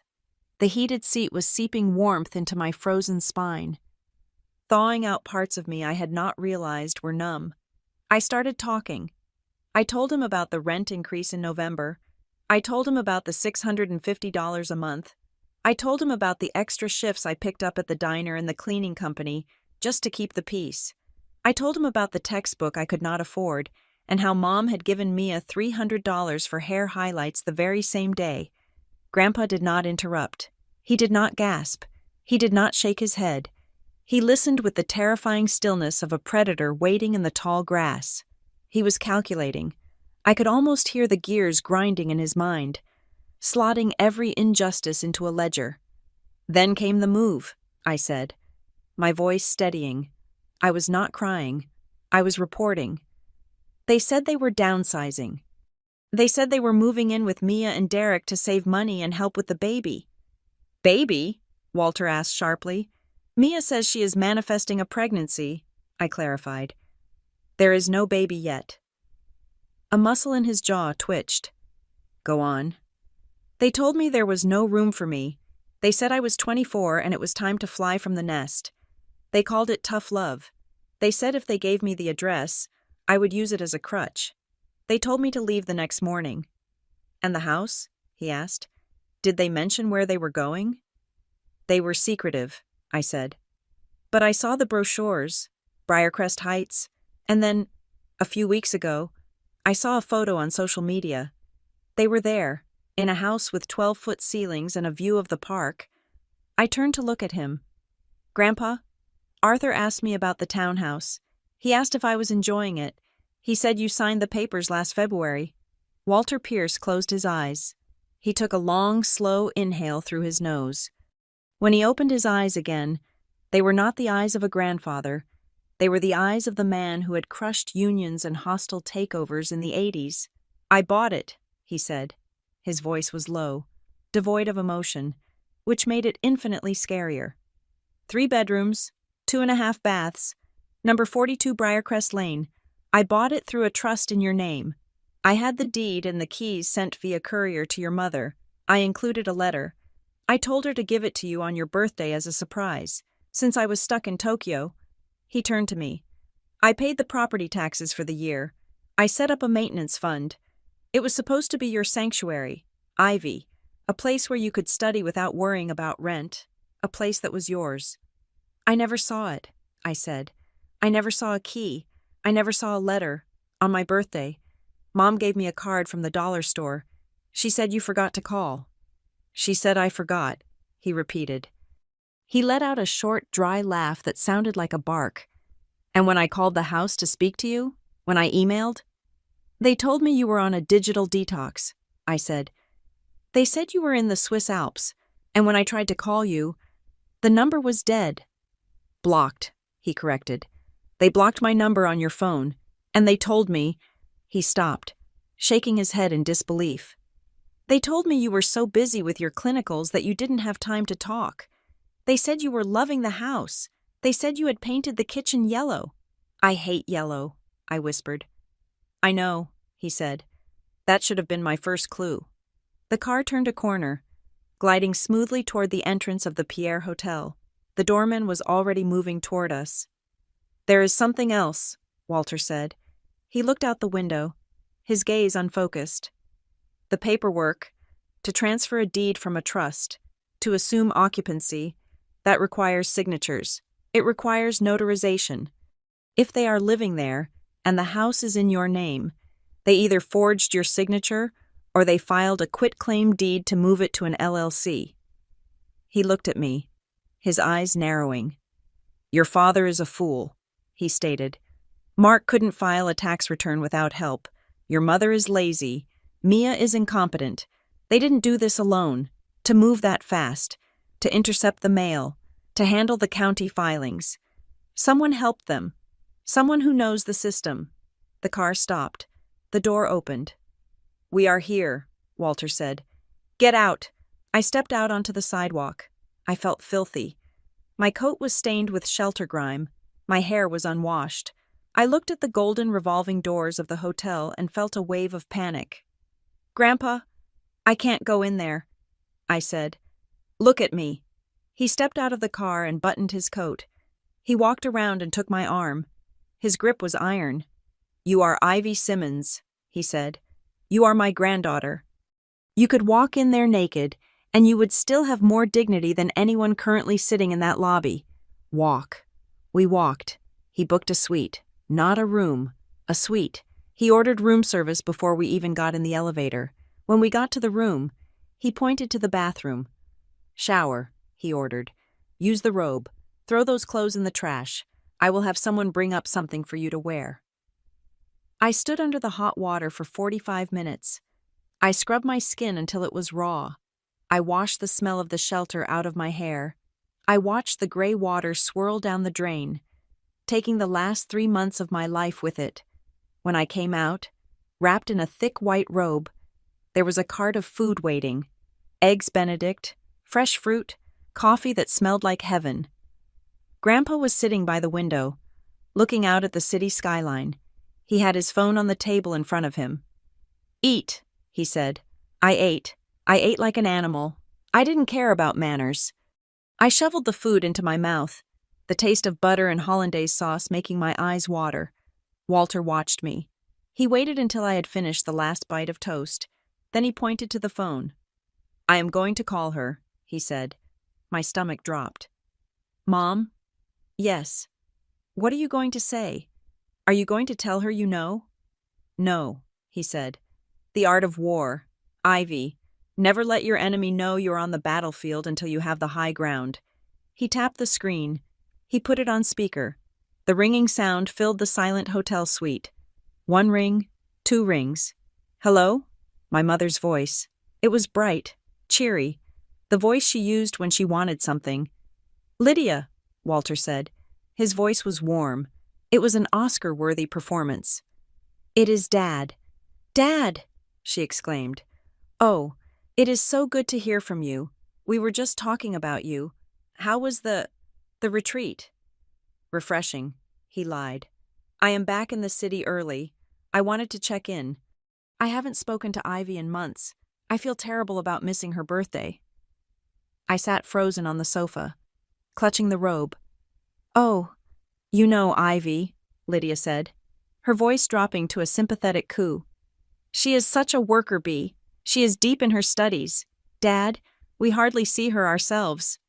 Is she enjoying the townhouse? Walter asked. I held my breath. Oh, she loves it, Lydia said. She really does. It is her little castle. She has it set up just the way she likes. Very minimalist. You know how she is. She said it is the best gift she has ever received. That is good to hear, Walter said. I was thinking of dropping by, to see her, maybe take her to dinner. There was a pause, a hesitation on the other end of the line.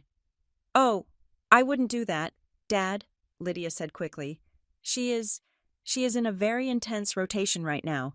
Infectious diseases. She is terrified of exposing anyone. She is basically quarantining in the house. She told us specifically, no visitors until I pass my boards. She is very stressed.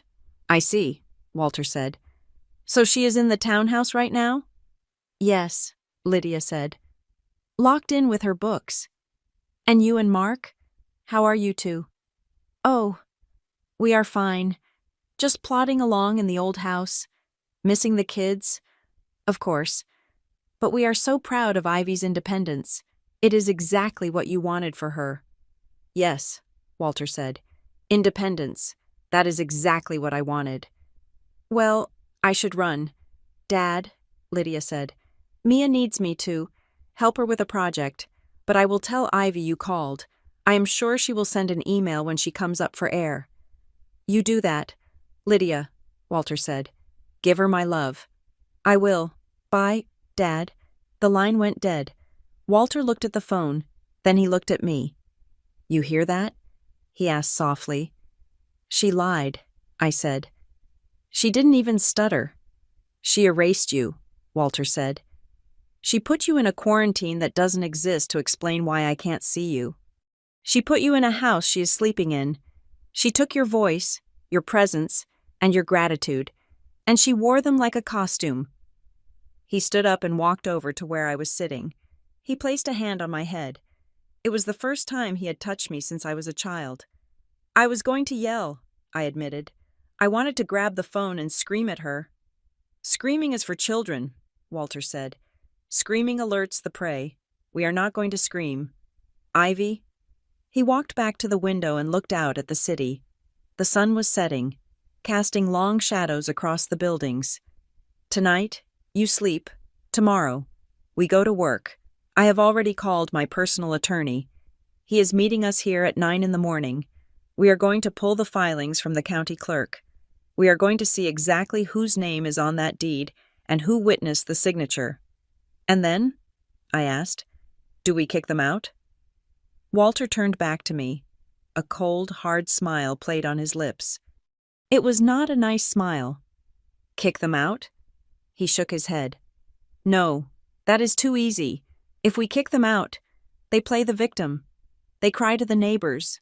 They claim it was a misunderstanding. He tapped his finger against the glass of the window. We are going to let them throw a party, he said. I know your mother.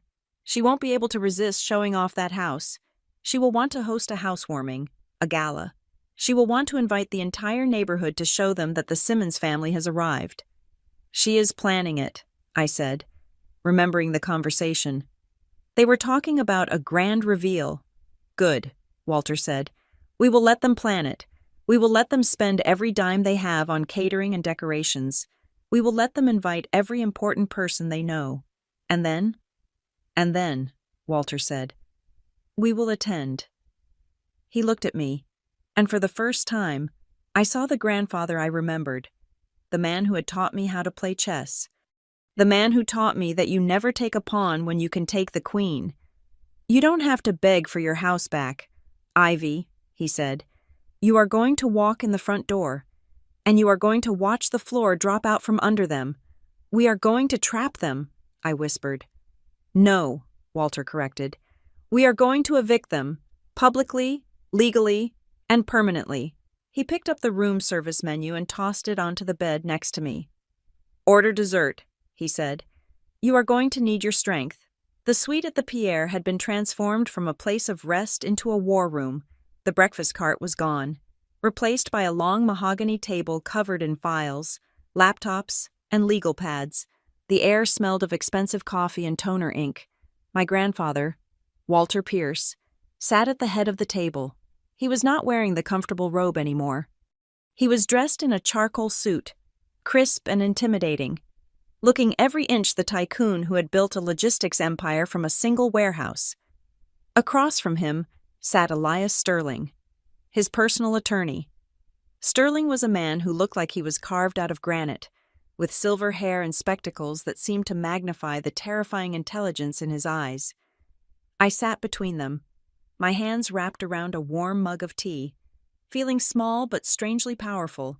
For the first time in my life, I was not the one being scrutinized. I was the one holding the magnifying glass. Let us begin with the property title, Sterling said. His voice was dry and precise, like the rustling of paper. He slid a document toward me. This is the original deed transfer from your grandfather's trust to you, dated February 14th of last year, properly filed, legally binding. I looked at the paper. It was real. Ivy Simmons. The letters were black and stark against the white page. I owned a house. I had owned a house while I was scrubbing toilets. And this, Sterling said, sliding a second document on top of the first, is the quitclaim deed filed 3 months later. I looked at the new document. It was a transfer of ownership. It stated that Ivy Simmons was voluntarily transferring the property, for the sum of $10, to an entity called Vance Simmons Lifestyle LLC. Who is Vance and Simmons Lifestyle LLC? I asked, though I already knew the answer. Sterling tapped a few keys on his laptop and turned the screen toward me. Registered agents. Derek Vance and Mia Simmons. Purpose of business. Real estate management and boutique retail.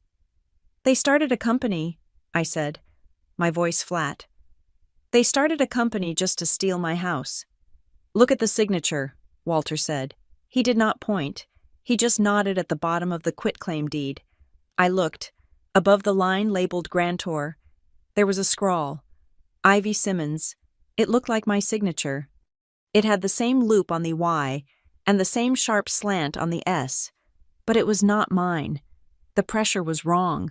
It was too shaky, too deliberate. It looked like someone had practiced my signature 100 times and then tried to replicate it from memory. That is not me, I said. I never signed that. We know, Sterling said. We have already had a forensic handwriting analyst look at a digital copy. He is 99% certain it is a forgery. The pen lifts are unnatural. It is a drawing of a signature, not a signature itself. But how did they get it notarized? I asked. You have to show ID. You have to stand there in front of the person. Sterling pulled out another sheet of paper.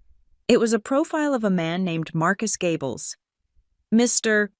Gables is a notary public who operates out of a strip mall 3 towns over, Sterling explained. We ran a background check. He has a history of being flexible. He has been flagged twice for improper record keeping. My guess is that Derek or your father paid him a few $100s to look the other way. Or perhaps your sister used your old student ID. You look enough alike that a lazy notary wouldn't question it. It gets worse, Walter said. His voice was low, vibrating with suppressed rage. Show her the mortgage. Sterling produced a thick stack of papers. Once the property was in the LLC's name, they didn't just sit on it, they leveraged it. They took out a home equity line of credit against the townhouse. $300,000, I gasped. 300,000? They claimed it was for business expansion, Sterling said. Mia has been posting online about opening a high-end curated boutique. She calls it the Gilded Lily. She has been buying clothes, I said, remembering the shopping bags, the shoes, the endless packages arriving at the old house. She hasn't opened a store. She is just shopping. Precisely, Sterling said. We traced the disbursements from the loan.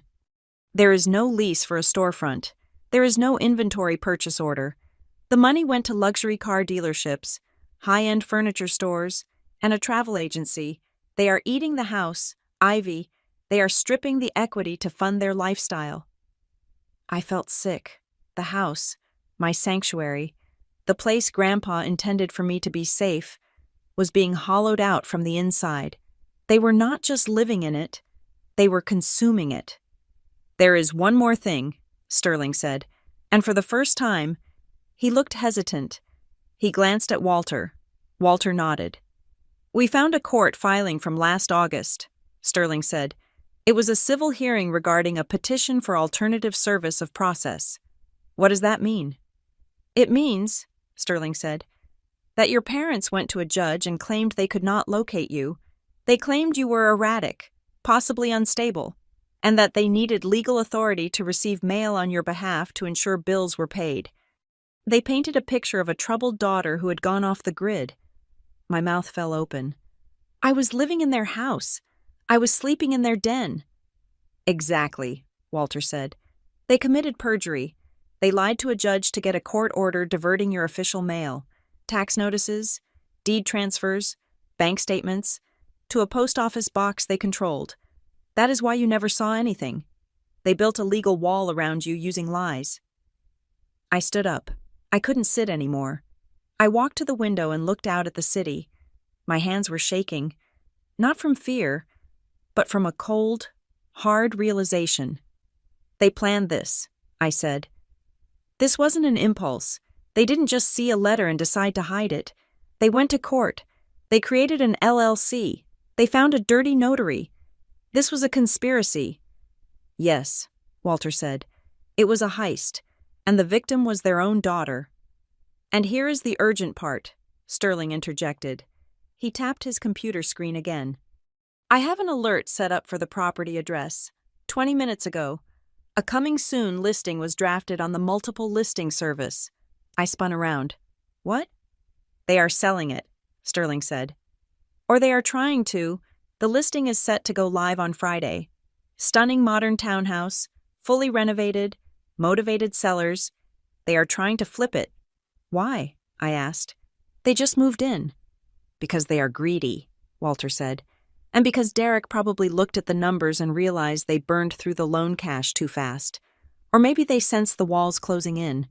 If they sell that house to a bona fide purchaser, an innocent family who buys it in good faith, it becomes very difficult to get the property back. We would have to sue for the money, and by then, the money will be gone." "If I had stayed in the shelter one more week," I whispered, "it would have been gone." "Yes," Walter said. "We caught them at the edge of the cliff." "So what do we do?" I asked. "Do we call the police?" "Not yet," Walter said. "The police are a blunt instrument. This is a white-collar crime. It requires a scalpel." He looked at Sterling. "File the injunction." Sterling nodded. "I have a lis pendens ready to be filed with the county clerk. It is a notice of pendency of action. The moment I file this, the property is frozen. No title company will insure a sale. No bank will issue a mortgage. They cannot sell it. They cannot refinance it. They cannot even give it away. It puts a giant red flag on the title that says, 'This property is under dispute.'" "File it," Walter ordered, "but do not serve them the papers yet. Let the system catch it. Let them find out when their realtor calls them in a panic because the listing was rejected." "Done," Sterling said. He hit a button on his laptop. "It is filed." Walter turned to me. "Now, Ivy, we need your part." "My part?" "Sterling and I can prove the fraud," Walter said. "But to destroy their narrative, the story that they are the loving parents and you are the ungrateful, unstable child, we need to prove the abuse. We need to prove the financial coercion."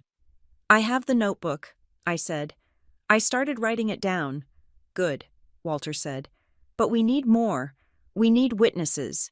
I thought of the shelter. I thought of the woman who had told me to write it down. "Tara," I said. "Tara Wynn. She is a counselor at Harbor Light. She saw me when I came in. She knows I was working. She helped me document the dates." "Call her," Walter said. "Get her on the record. And I want you to go through your bank statements for the last 3 years. Every withdrawal, every contribution. Find the patterns. Did they ask for money on the same day Mia bought a purse? Did they hike the rent the same week Derek invested in a new scheme? We are going to build a timeline so detailed that when we walk into court, the judge won't just see a family dispute. He will see a systematic extraction of wealth. I spent the next 4 hours sitting at the mahogany table with a highlighter and a stack of printed bank statements. Sterling helped me request the archives. It was grueling. Seeing the numbers in black and white made my stomach turn. November 3rd. Withdrawal $650. November 3rd. Mia's social media archive. Spa day with the Hubs. Self-care. December 1st. Withdrawal $650. December 2nd. Derek's social media archive. New gaming rig setup. Beast mode. It went on and on. Thousands of dollars. Money I had bled for. Money I had sacrificed sleep and food for. It had all gone directly into their vanity. I called Tara Wynne. When she heard my voice, she sounded relieved. "Ivy," she said, "you checked out. I was worried. Are you safe?" "I am safe," I said. "I am with my grandfather. Tara, I need your help. I need a statement about the condition I was in when I arrived, about what I told you." "You have it," Tara said without hesitation. "I kept your file, Ivy. I noted the malnutrition. I noted the exhaustion. And I noted that you refused to apply for welfare because you said you had a job. I will testify to whatever you need. Those people. They shouldn't get away with treating a dog the way they treated you." By 6 p.m, the table was covered in evidence. We had the forged deed. We had the fraudulent court order. We had the mortgage documents showing the waste of funds. We had the timeline of financial abuse. Sterling stacked the papers into a neat pile. He looked at Walter. "We have enough to bury them," Sterling said. "We could have the sheriff there by midnight." "No," Walter said. He stood up and walked to the minibar, pouring himself a glass of water. "Not tonight." "Why not?" I asked. "They are selling the house. They are trying to run." "Because of the invitation," Walter said. He reached into his pocket and pulled out his phone. He opened an email and showed it to me. It was a forwarded message from a business associate of his, someone my parents didn't know was loyal to him. It was a digital invitation. "The Simmons family invites you to a grand housewarming gala, celebrating our new chapter in Briarcrest Heights. Saturday, 7 p.m, cocktails, hors d'oeuvres, and big announcements." "They are throwing a party," I said. "This Saturday. They are trying to cement their status," Walter said. "They want the neighbors to see them. They want the social validation. They are going to stand in that living room and toast to their own success. Funded by your name." He looked at me, and his eyes were cold and hard as diamonds. "We are not going to send the sheriff to knock on the door in the middle of the night," Walter said. "We are going to let them have their moment. We are going to let them put on their best clothes. We are going to let them fill that house with witnesses. And then?" I asked. "And then we are going to walk in," Walter said. "The injunction is filed, but notice won't be served until I say so. I want them to feel safe. I want them to feel victorious." He took a sip of water and set the glass down with a definitive click. "The night they plan to host the party," he said softly, "will be the night they sign their ruin. They want an audience? Fine. We will give them a show they will never forget." I looked at the invitation on the screen. Saturday, 3 days away, 3 days to prepare, 3 days to turn my fear into armor. "I will be ready," I said. Walter nodded. "I know you will. Now, get some rest. Tomorrow, we go shopping. If we are crashing a gala, you are not wearing borrowed clothes. You are going to look like the owner of the house."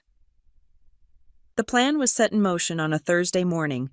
48 hours before the party, we were back in the suite at the Pierre.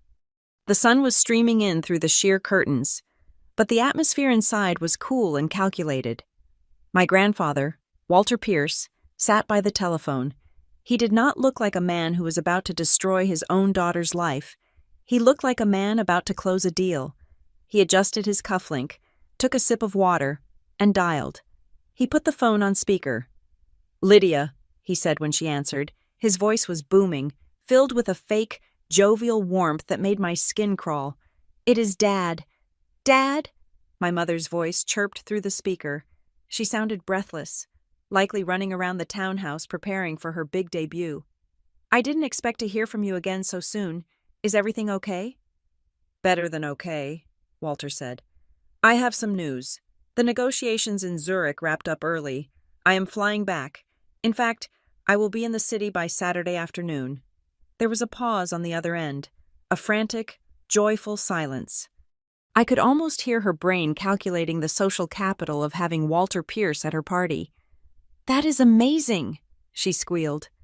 "Oh my God, Dad, the timing is perfect. You have to come to the house.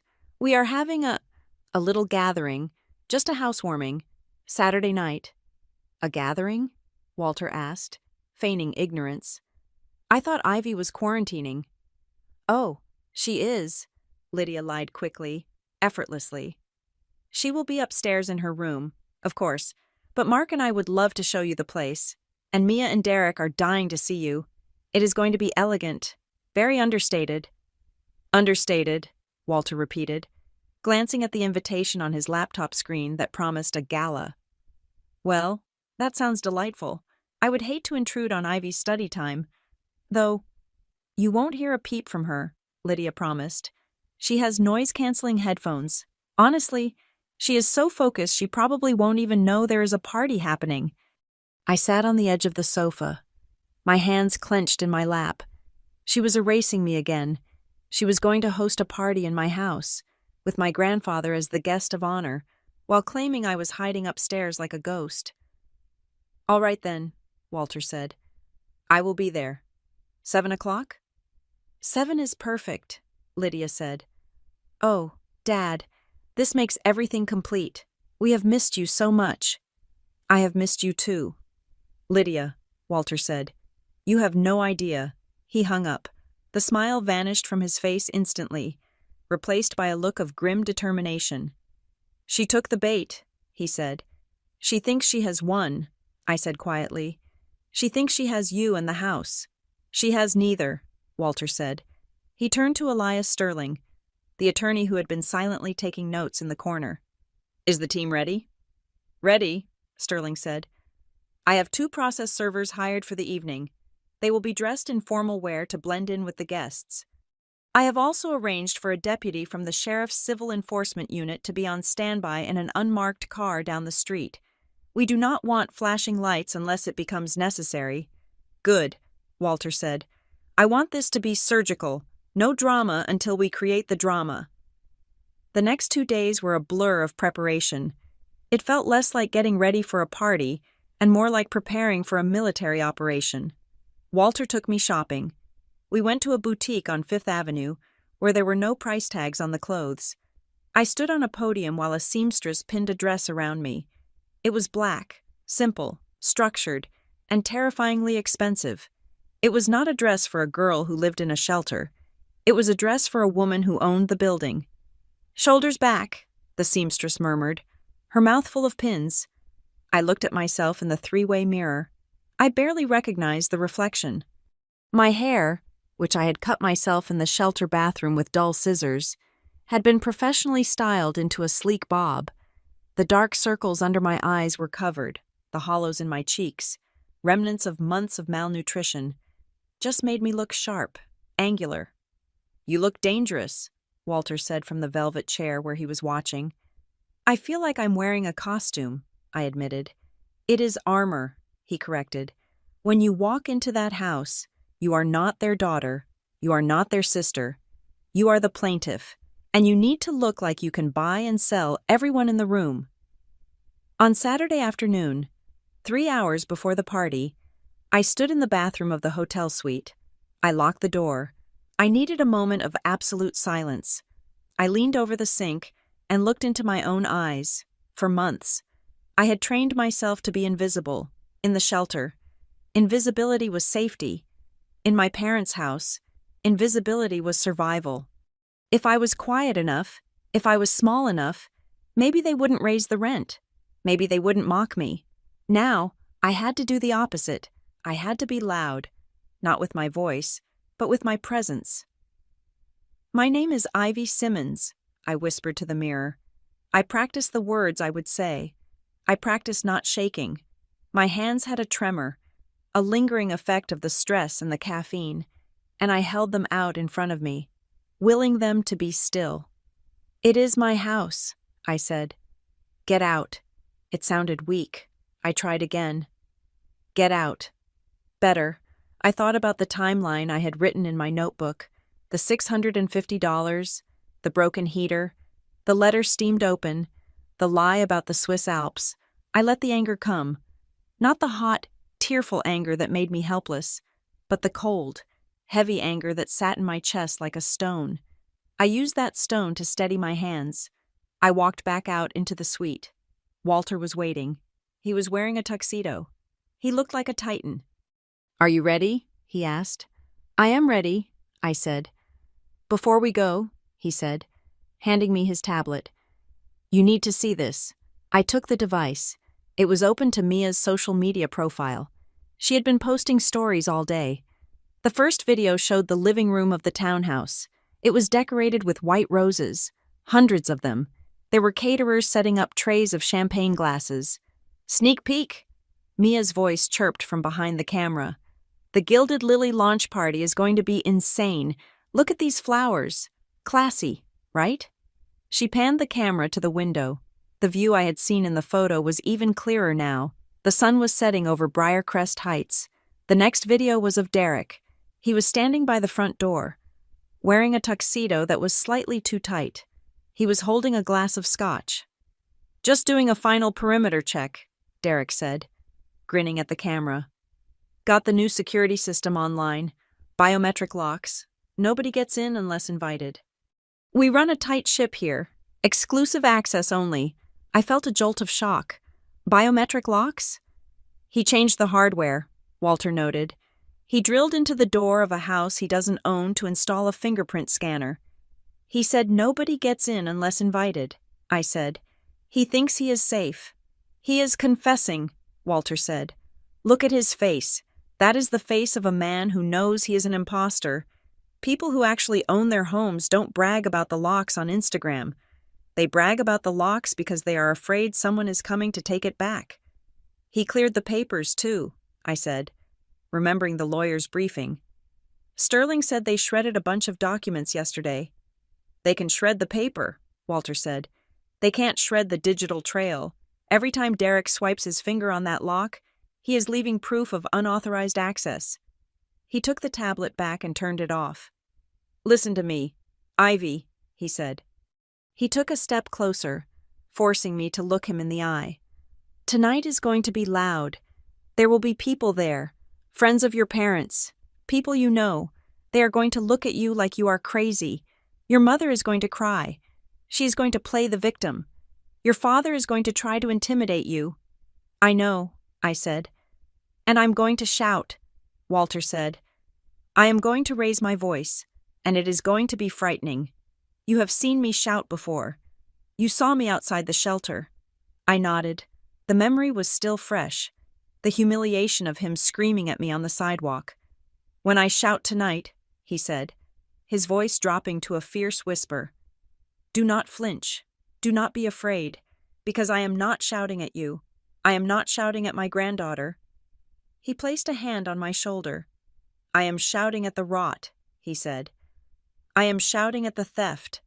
I am shouting at the fact that they looked at you, their own flesh and blood, and saw a resource to be stripped. I am going to burn their little fantasy to the ground with my voice, Ivy, and I need you to stand there and watch it burn without blinking. Can you do that?" I thought about the cold nights in the shelter. I thought about the way Arthur looked at me with pity. I thought about Mia's white roses. "I won't blink," I said. "Good," Walter said. "Then let's go get your house." We took the Lincoln. Arthur was driving again. The partition was down this time. The drive to Briarcrest Heights took 40 minutes. As we got closer, The scenery changed. The grimy streets of the city gave way to tree-lined avenues. The streetlights here were different. Golden, ornamental globes instead of harsh sodium vapor. The houses sat far back from the road, behind wrought iron gates and manicured hedges. It was a world I was supposed to be part of. It was the world Grandpa had tried to give me. We turned onto Briarcrest Lane. The street was lined with cars, Mercedes, BMWs, Lexuses. My parents had managed to draw a crowd. Arthur slowed the car. "There it is," he said softly. I looked out the window. Number 42. It was beautiful. It was a 3-story townhouse made of pale brick with black shutters. Light was pouring out of every window. I could see silhouettes of people moving inside. I could hear the faint sound of jazz music drifting out into the street. It looked warm, it looked inviting, and it was completely stolen. My stomach twisted. Part of me, the part that was still the scared girl in the shelter, wanted to tell Arthur to keep driving. I wanted to disappear. It felt impossible that I could walk up those steps and challenge the people inside. They were my parents. They had held power over me my entire life. Then I saw the front door. It was open. Derek was standing there, shaking hands with a couple I recognized from my parents' old country club. He was laughing. He looked like the lord of the manor. He was standing in my doorway. The fear evaporated. It was replaced by a cold, sharp clarity. "Stop the car," Walter said. Arthur pulled the massive SUV right up to the curb, directly in front of the walkway, blocking a fire hydrant. He didn't care. "Sterling is in position?" Walter asked. "He is in the sedan behind us," Arthur confirmed. "The process servers are already inside. They slipped in with the catering staff." "Excellent," Walter said. He turned to me. He didn't smile. He looked at me with a solemn respect, like a general sending a soldier into the breach. "Ivy," he said, "do you remember the title of the story you told me?" I looked at him, confused. "What story?" "The story of your life," he said. "The one you have been living?" He looked at the house, then back at me. "My grandpa saw me going in and out of a shelter and shouted," he quoted softly. "That is how it started, isn't it?" I nodded. "But," he added, emphasizing the word, "but tonight ends differently." He opened his door. The cold night air rushed in.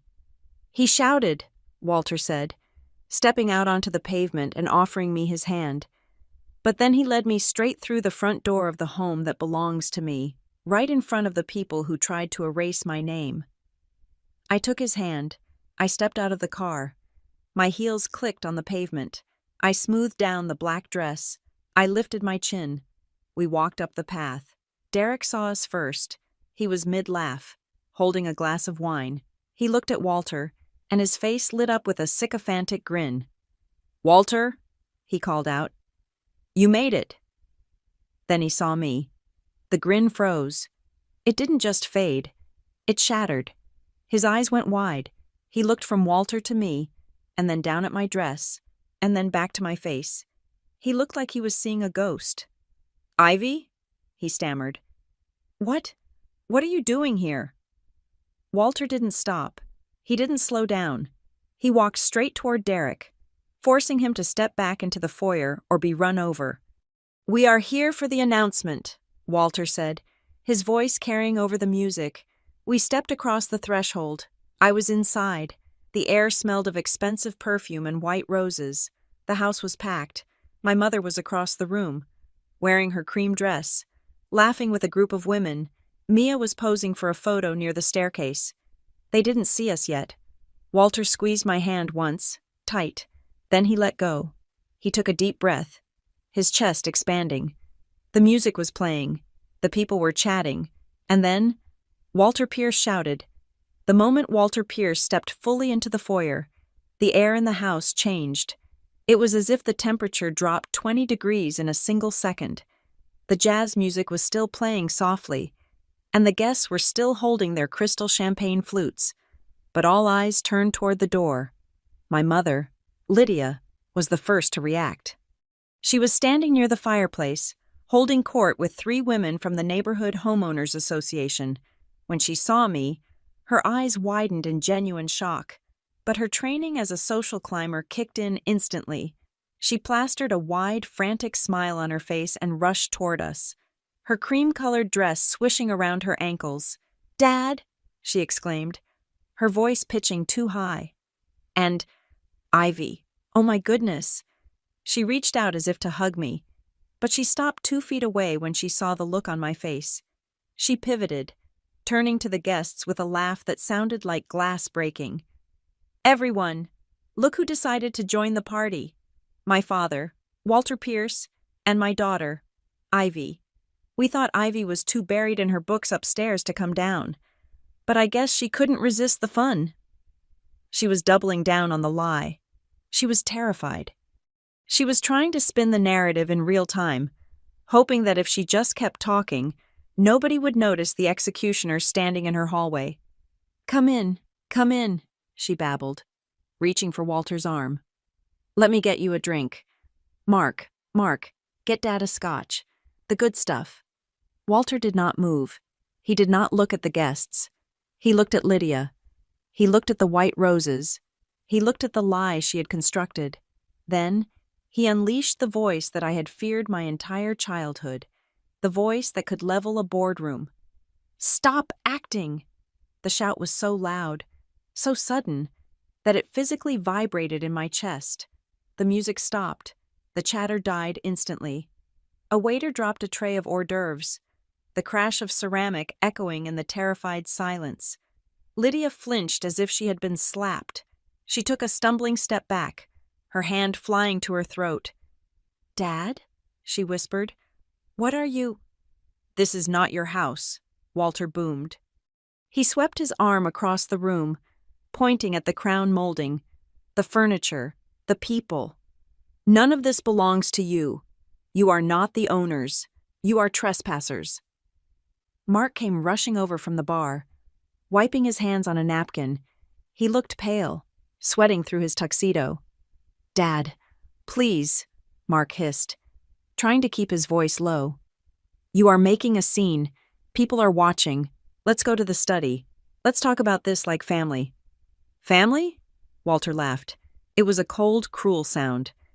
"There is no family here. Mark, there are only thieves." "You misunderstand," Mark stammered, looking nervously at the guests who were now whispering openly. "It is complicated. The paperwork. We handled it for Ivy. To protect her." "To protect me?" I spoke up. My voice was not as loud as Walter's, but in the dead silence of the room, it carried to every corner. "You protected me by putting me in a homeless shelter?" A gasp went through the room. I saw the woman from the Homeowners Association cover her mouth. Mia, who had been posing on the stairs, came storming down. She looked furious. Her big night, her gilded lily launch, was being ruined. "Oh my God, stop it," Mia shrieked. "You are being so dramatic. Ivy, nobody put you in a shelter. You chose to leave. You are 24 years old. Stop playing the victim just because you are jealous that we made something of this place and you couldn't." Walter did not even look at Mia. He reached into his jacket pocket and pulled out a thick envelope. He walked over to the antique side table in the center of the room, the one holding a massive vase of white roses, and shoved the vase aside. It wobbled dangerously. He slammed the envelope down on the table. "Elias," Walter said, Elias Sterling, the attorney, stepped out from the shadows of the entryway. He looked like the Grim Reaper in a bespoke suit. He walked to the table and opened the envelope. He pulled out the documents we had gathered. "Ladies and gentlemen," Sterling said. His voice was dry, professional, and devastating. "If you are currently enjoying the hospitality of the Simmons family, you should know that you are standing on stolen property." He held up the first document. "This is the deed to 42 Briarcrest Lane," Sterling announced. "It is dated February 14th of last year. The sole legal owner of this property is Ms. Ivy Simmons." He held up the second document. "And this," Sterling continued, "is a quitclaim deed filed 3 months later, purporting to transfer ownership to an entity known as Vance and Simmons Lifestyle LLC, Forensic analysis has confirmed that the signature of Ms. Ivy Simmons on this document is a forgery. That is a lie, Derek shouted from the doorway. She signed it. She forgot. She is on medication. Sterling ignored him. He held up a third document. Furthermore, the lawyer said, this property was encumbered with a $300,000 home equity line of credit. The funds from this loan, which were legally intended for property improvement, have been traced directly to personal accounts held by Derek Vance and Mia Simmons, including purchases for luxury vehicles and retail goods. The room was buzzing now. The guests were backing away from my parents like they were contagious. Mia's face turned a violent shade of red. She marched up to me, her finger pointing in my face. You ungrateful little brat, she hissed. We did this for you. You couldn't handle a house like this. You are a student. You work in a diner. We were managing the asset. I was keeping it safe until you were ready. I looked at my sister. I looked at the diamond earrings she was wearing, earrings bought with the equity from my walls. Keeping it safe? I asked calmly. To keep something for someone, Mia, you have to tell them it exists. I didn't know I owned this house until 3 days ago. We were going to tell you, Lydia cried out. She pushed forward, tears streaming down her face. Ivy, honey, please, tell them. Tell them we love you. We were going to surprise you when you graduated. We needed a place to stay, and we thought we would warm it up for you. You were going to surprise me? I asked. Yes, Lydia sobbed. We love you. I would never keep you from your home. I have been so worried about you. Walter held up his hand. Stop. He pulled out his phone. He tapped the screen. He held it up to the microphone of the DJ booth, which stood silent near the stairs. Let us hear how worried you were, Walter said. He hit play. The recording of the call from 2 days ago blasted through the speakers. My mother's voice, clear and chirpy, filled the room. Oh, she loves it. She really does. It is her little castle. She is in a very intense rotation right now. She is basically quarantining in the house. She told us specifically, no visitors until I pass my boards. She is locked in with her books. The recording ended. Lydia froze. The color drained from her face until she looked like a corpse. You told me she was upstairs, Walter said to the room. You told me she was happy. At the exact moment you said those words, Ivy was sleeping on a cot in a shelter because you changed the locks and refused to give her the address. He turned to the crowd. My granddaughter has been homeless for 4 months, Walter said, his voice shaking with controlled rage. While these people lived in her house, spent her credit, and threw parties in her name, the judgment in the room was absolute. I saw people setting down their glasses and walking toward the door. Nobody wanted to be associated with this. Derek saw the tide turning. He looked at the door, then at the expensive sound system near the wall. Panic flickered in his eyes.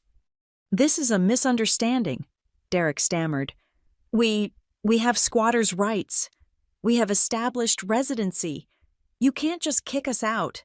Sterling stepped forward again. He pulled a sheaf of papers from his briefcase. Actually, Mr. Vance, Sterling said, because the residency was established through fraud and forgery, you have no rights, and because the value of the theft exceeds $100,000. This is no longer a civil matter. He motioned to the door. 2 men in suits, the process servers, stepped forward. Behind them, I saw the uniform of a sheriff's deputy. Mark Simmons, Lydia Simmons, Mia Simmons, Derek Vance, the deputy said. I am serving you with an immediate order to vacate. You have 30 minutes to collect essential personal items and leave the premises. Furthermore, you are all named as subjects in an active investigation regarding real estate fraud and identity theft. The word investigation broke them. The facade of the perfect family didn't just crack. It exploded. I didn't sign anything, Mia screamed. She turned on Derek. It was his idea. He said he knew a notary. He said Ivy would never find out because she is too stupid to check public records. Me? Derek yelled, his voice cracking. You are the one who wanted the boutique. You are the one who needed the loan for your image. I just tried to make it happen. Mark, Lydia wailed, grabbing my father's lapels. Do something! Fix this! My father, the man who had lectured me about independence and tough love, looked small. He looked defeated. He slumped onto the sofa, my sofa, and put his head in his hands. It is over, Lyd, he muttered. They have the paper trail. I am not going to jail, Mia shrieked. She looked wildly around the room, then ran toward the dining table. She grabbed a silver candelabra. This is mine. I bought this. Actually, Sterling said coolly, that was purchased with the credit line attached to the house. It stays. I hate you, Mia screamed at me. She threw the candelabra on the floor. It clattered loudly. You ruin everything. You always have. You selfish, jealous little witch. I stood there, in my black dress, and watched her tantrum. It didn't hurt me. It didn't scare me. It just looked pathetic. I am not selfish, Mia, I said quietly. I am just the landlord, and your lease is up. The deputy stepped forward. Ma'am, you need to step outside, now. It took 20 minutes to clear the house. The guests fled. The caterers packed up their trays in awkward silence. My family, my parents, my sister, and her husband were escorted out the front door carrying armfuls of clothes thrown hastily into garbage bags. The irony was not lost on me. They were leaving exactly the way I had left, only they had deserved it. Lydia tried one last time. She stopped at the door, mascara running down her face. She looked at Walter. Dad, she sobbed. Please, where are we supposed to go? We sold the old house. We have no money. Walter stood next to me. He looked at his daughter with a sadness that was deep and final. You have legs, Walter said. You have your health. You have your independence. But the will, she cried. The trust.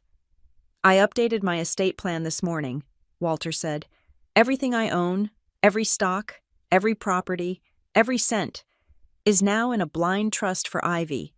You are disinherited, all of you. He leaned in closer. And, he added, Sterling has filed a restraining order. If any of you contact Ivy, if you come near this house, if you try to beg her for money, the trust will automatically fund a relentless legal prosecution against you. Do you understand? Lydia looked at me. She looked for the daughter who used to clean her kitchen and pay her bills. She didn't find her. Goodbye, Mother, I said. She sobbed, a raw, ugly sound, and walked out into the night. The door closed. The silence that followed was heavy. But it wasn't oppressive. It was clean. I looked around the room. The white roses were still there. The champagne glasses were half full on the tables, but the energy was different. The poison was gone. Walter let out a long breath. He seemed to age 10 years in a moment. He walked over to the sofa and sat down heavily. Are you okay? I asked, walking over to him. No, he admitted. No father is okay after doing that. He looked up at me. His eyes were watery. I shouted, he said softly. I made a spectacle. I hate spectacles. You had to, I said. I shouted, he repeated. Not because I was angry at the world, but because I needed to make enough noise to pull you out of the darkness they put you in. I needed to break the spell. He reached into his pocket. He pulled out a small velvet pouch. He opened it. Inside was a single brass key. It wasn't the biometric scanner Derek had installed. It was the original key to the back door. The one lock they hadn't changed because they were too lazy. This is yours, Walter said. It always was. I took the key. It was cold and heavy in my hand. Thank you, Grandpa, I whispered. Don't thank me, he said. Just live well. That is the only revenge that matters. He stood up. Sterling and I are going back to the hotel. We have more paperwork to file in the morning. You stay here, or come with us. It is up to you. I will stay, I said. Are you sure? I looked at the empty room. It was big. It was silent, but it was mine. I am sure. He kissed me on the forehead. He walked out with Sterling. I walked to the front door. I looked out. The street was empty. The Lincoln was pulling away. My parents were gone. I took hold of the heavy door handle. I pulled it shut. The latch clicked, a solid mechanical sound. I locked it. I leaned my back against the door and slid down until I was sitting on the floor of my foyer. I wasn't crying. I wasn't shaking. I took a deep breath. The air smelled of roses and victory. For the first time in my life, I was alone because I chose to be. And I was home. Epilogue. 6 months later, I walked across the stage at the Lakewood Institute of Health.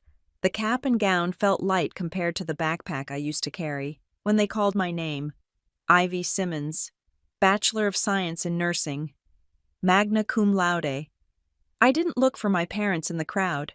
I looked for the white-haired man in the front row, holding a bouquet of wildflowers. Grandpa waved. I waved back. I didn't move into the townhouse immediately. I sold it. I couldn't live in a place that Mia had tainted with her greed. I took the money and bought a smaller place, a real place, near the hospital. I took a job in the ER. I liked the pace. I liked the truth of it. And every month, on the 1st, I wrote a check.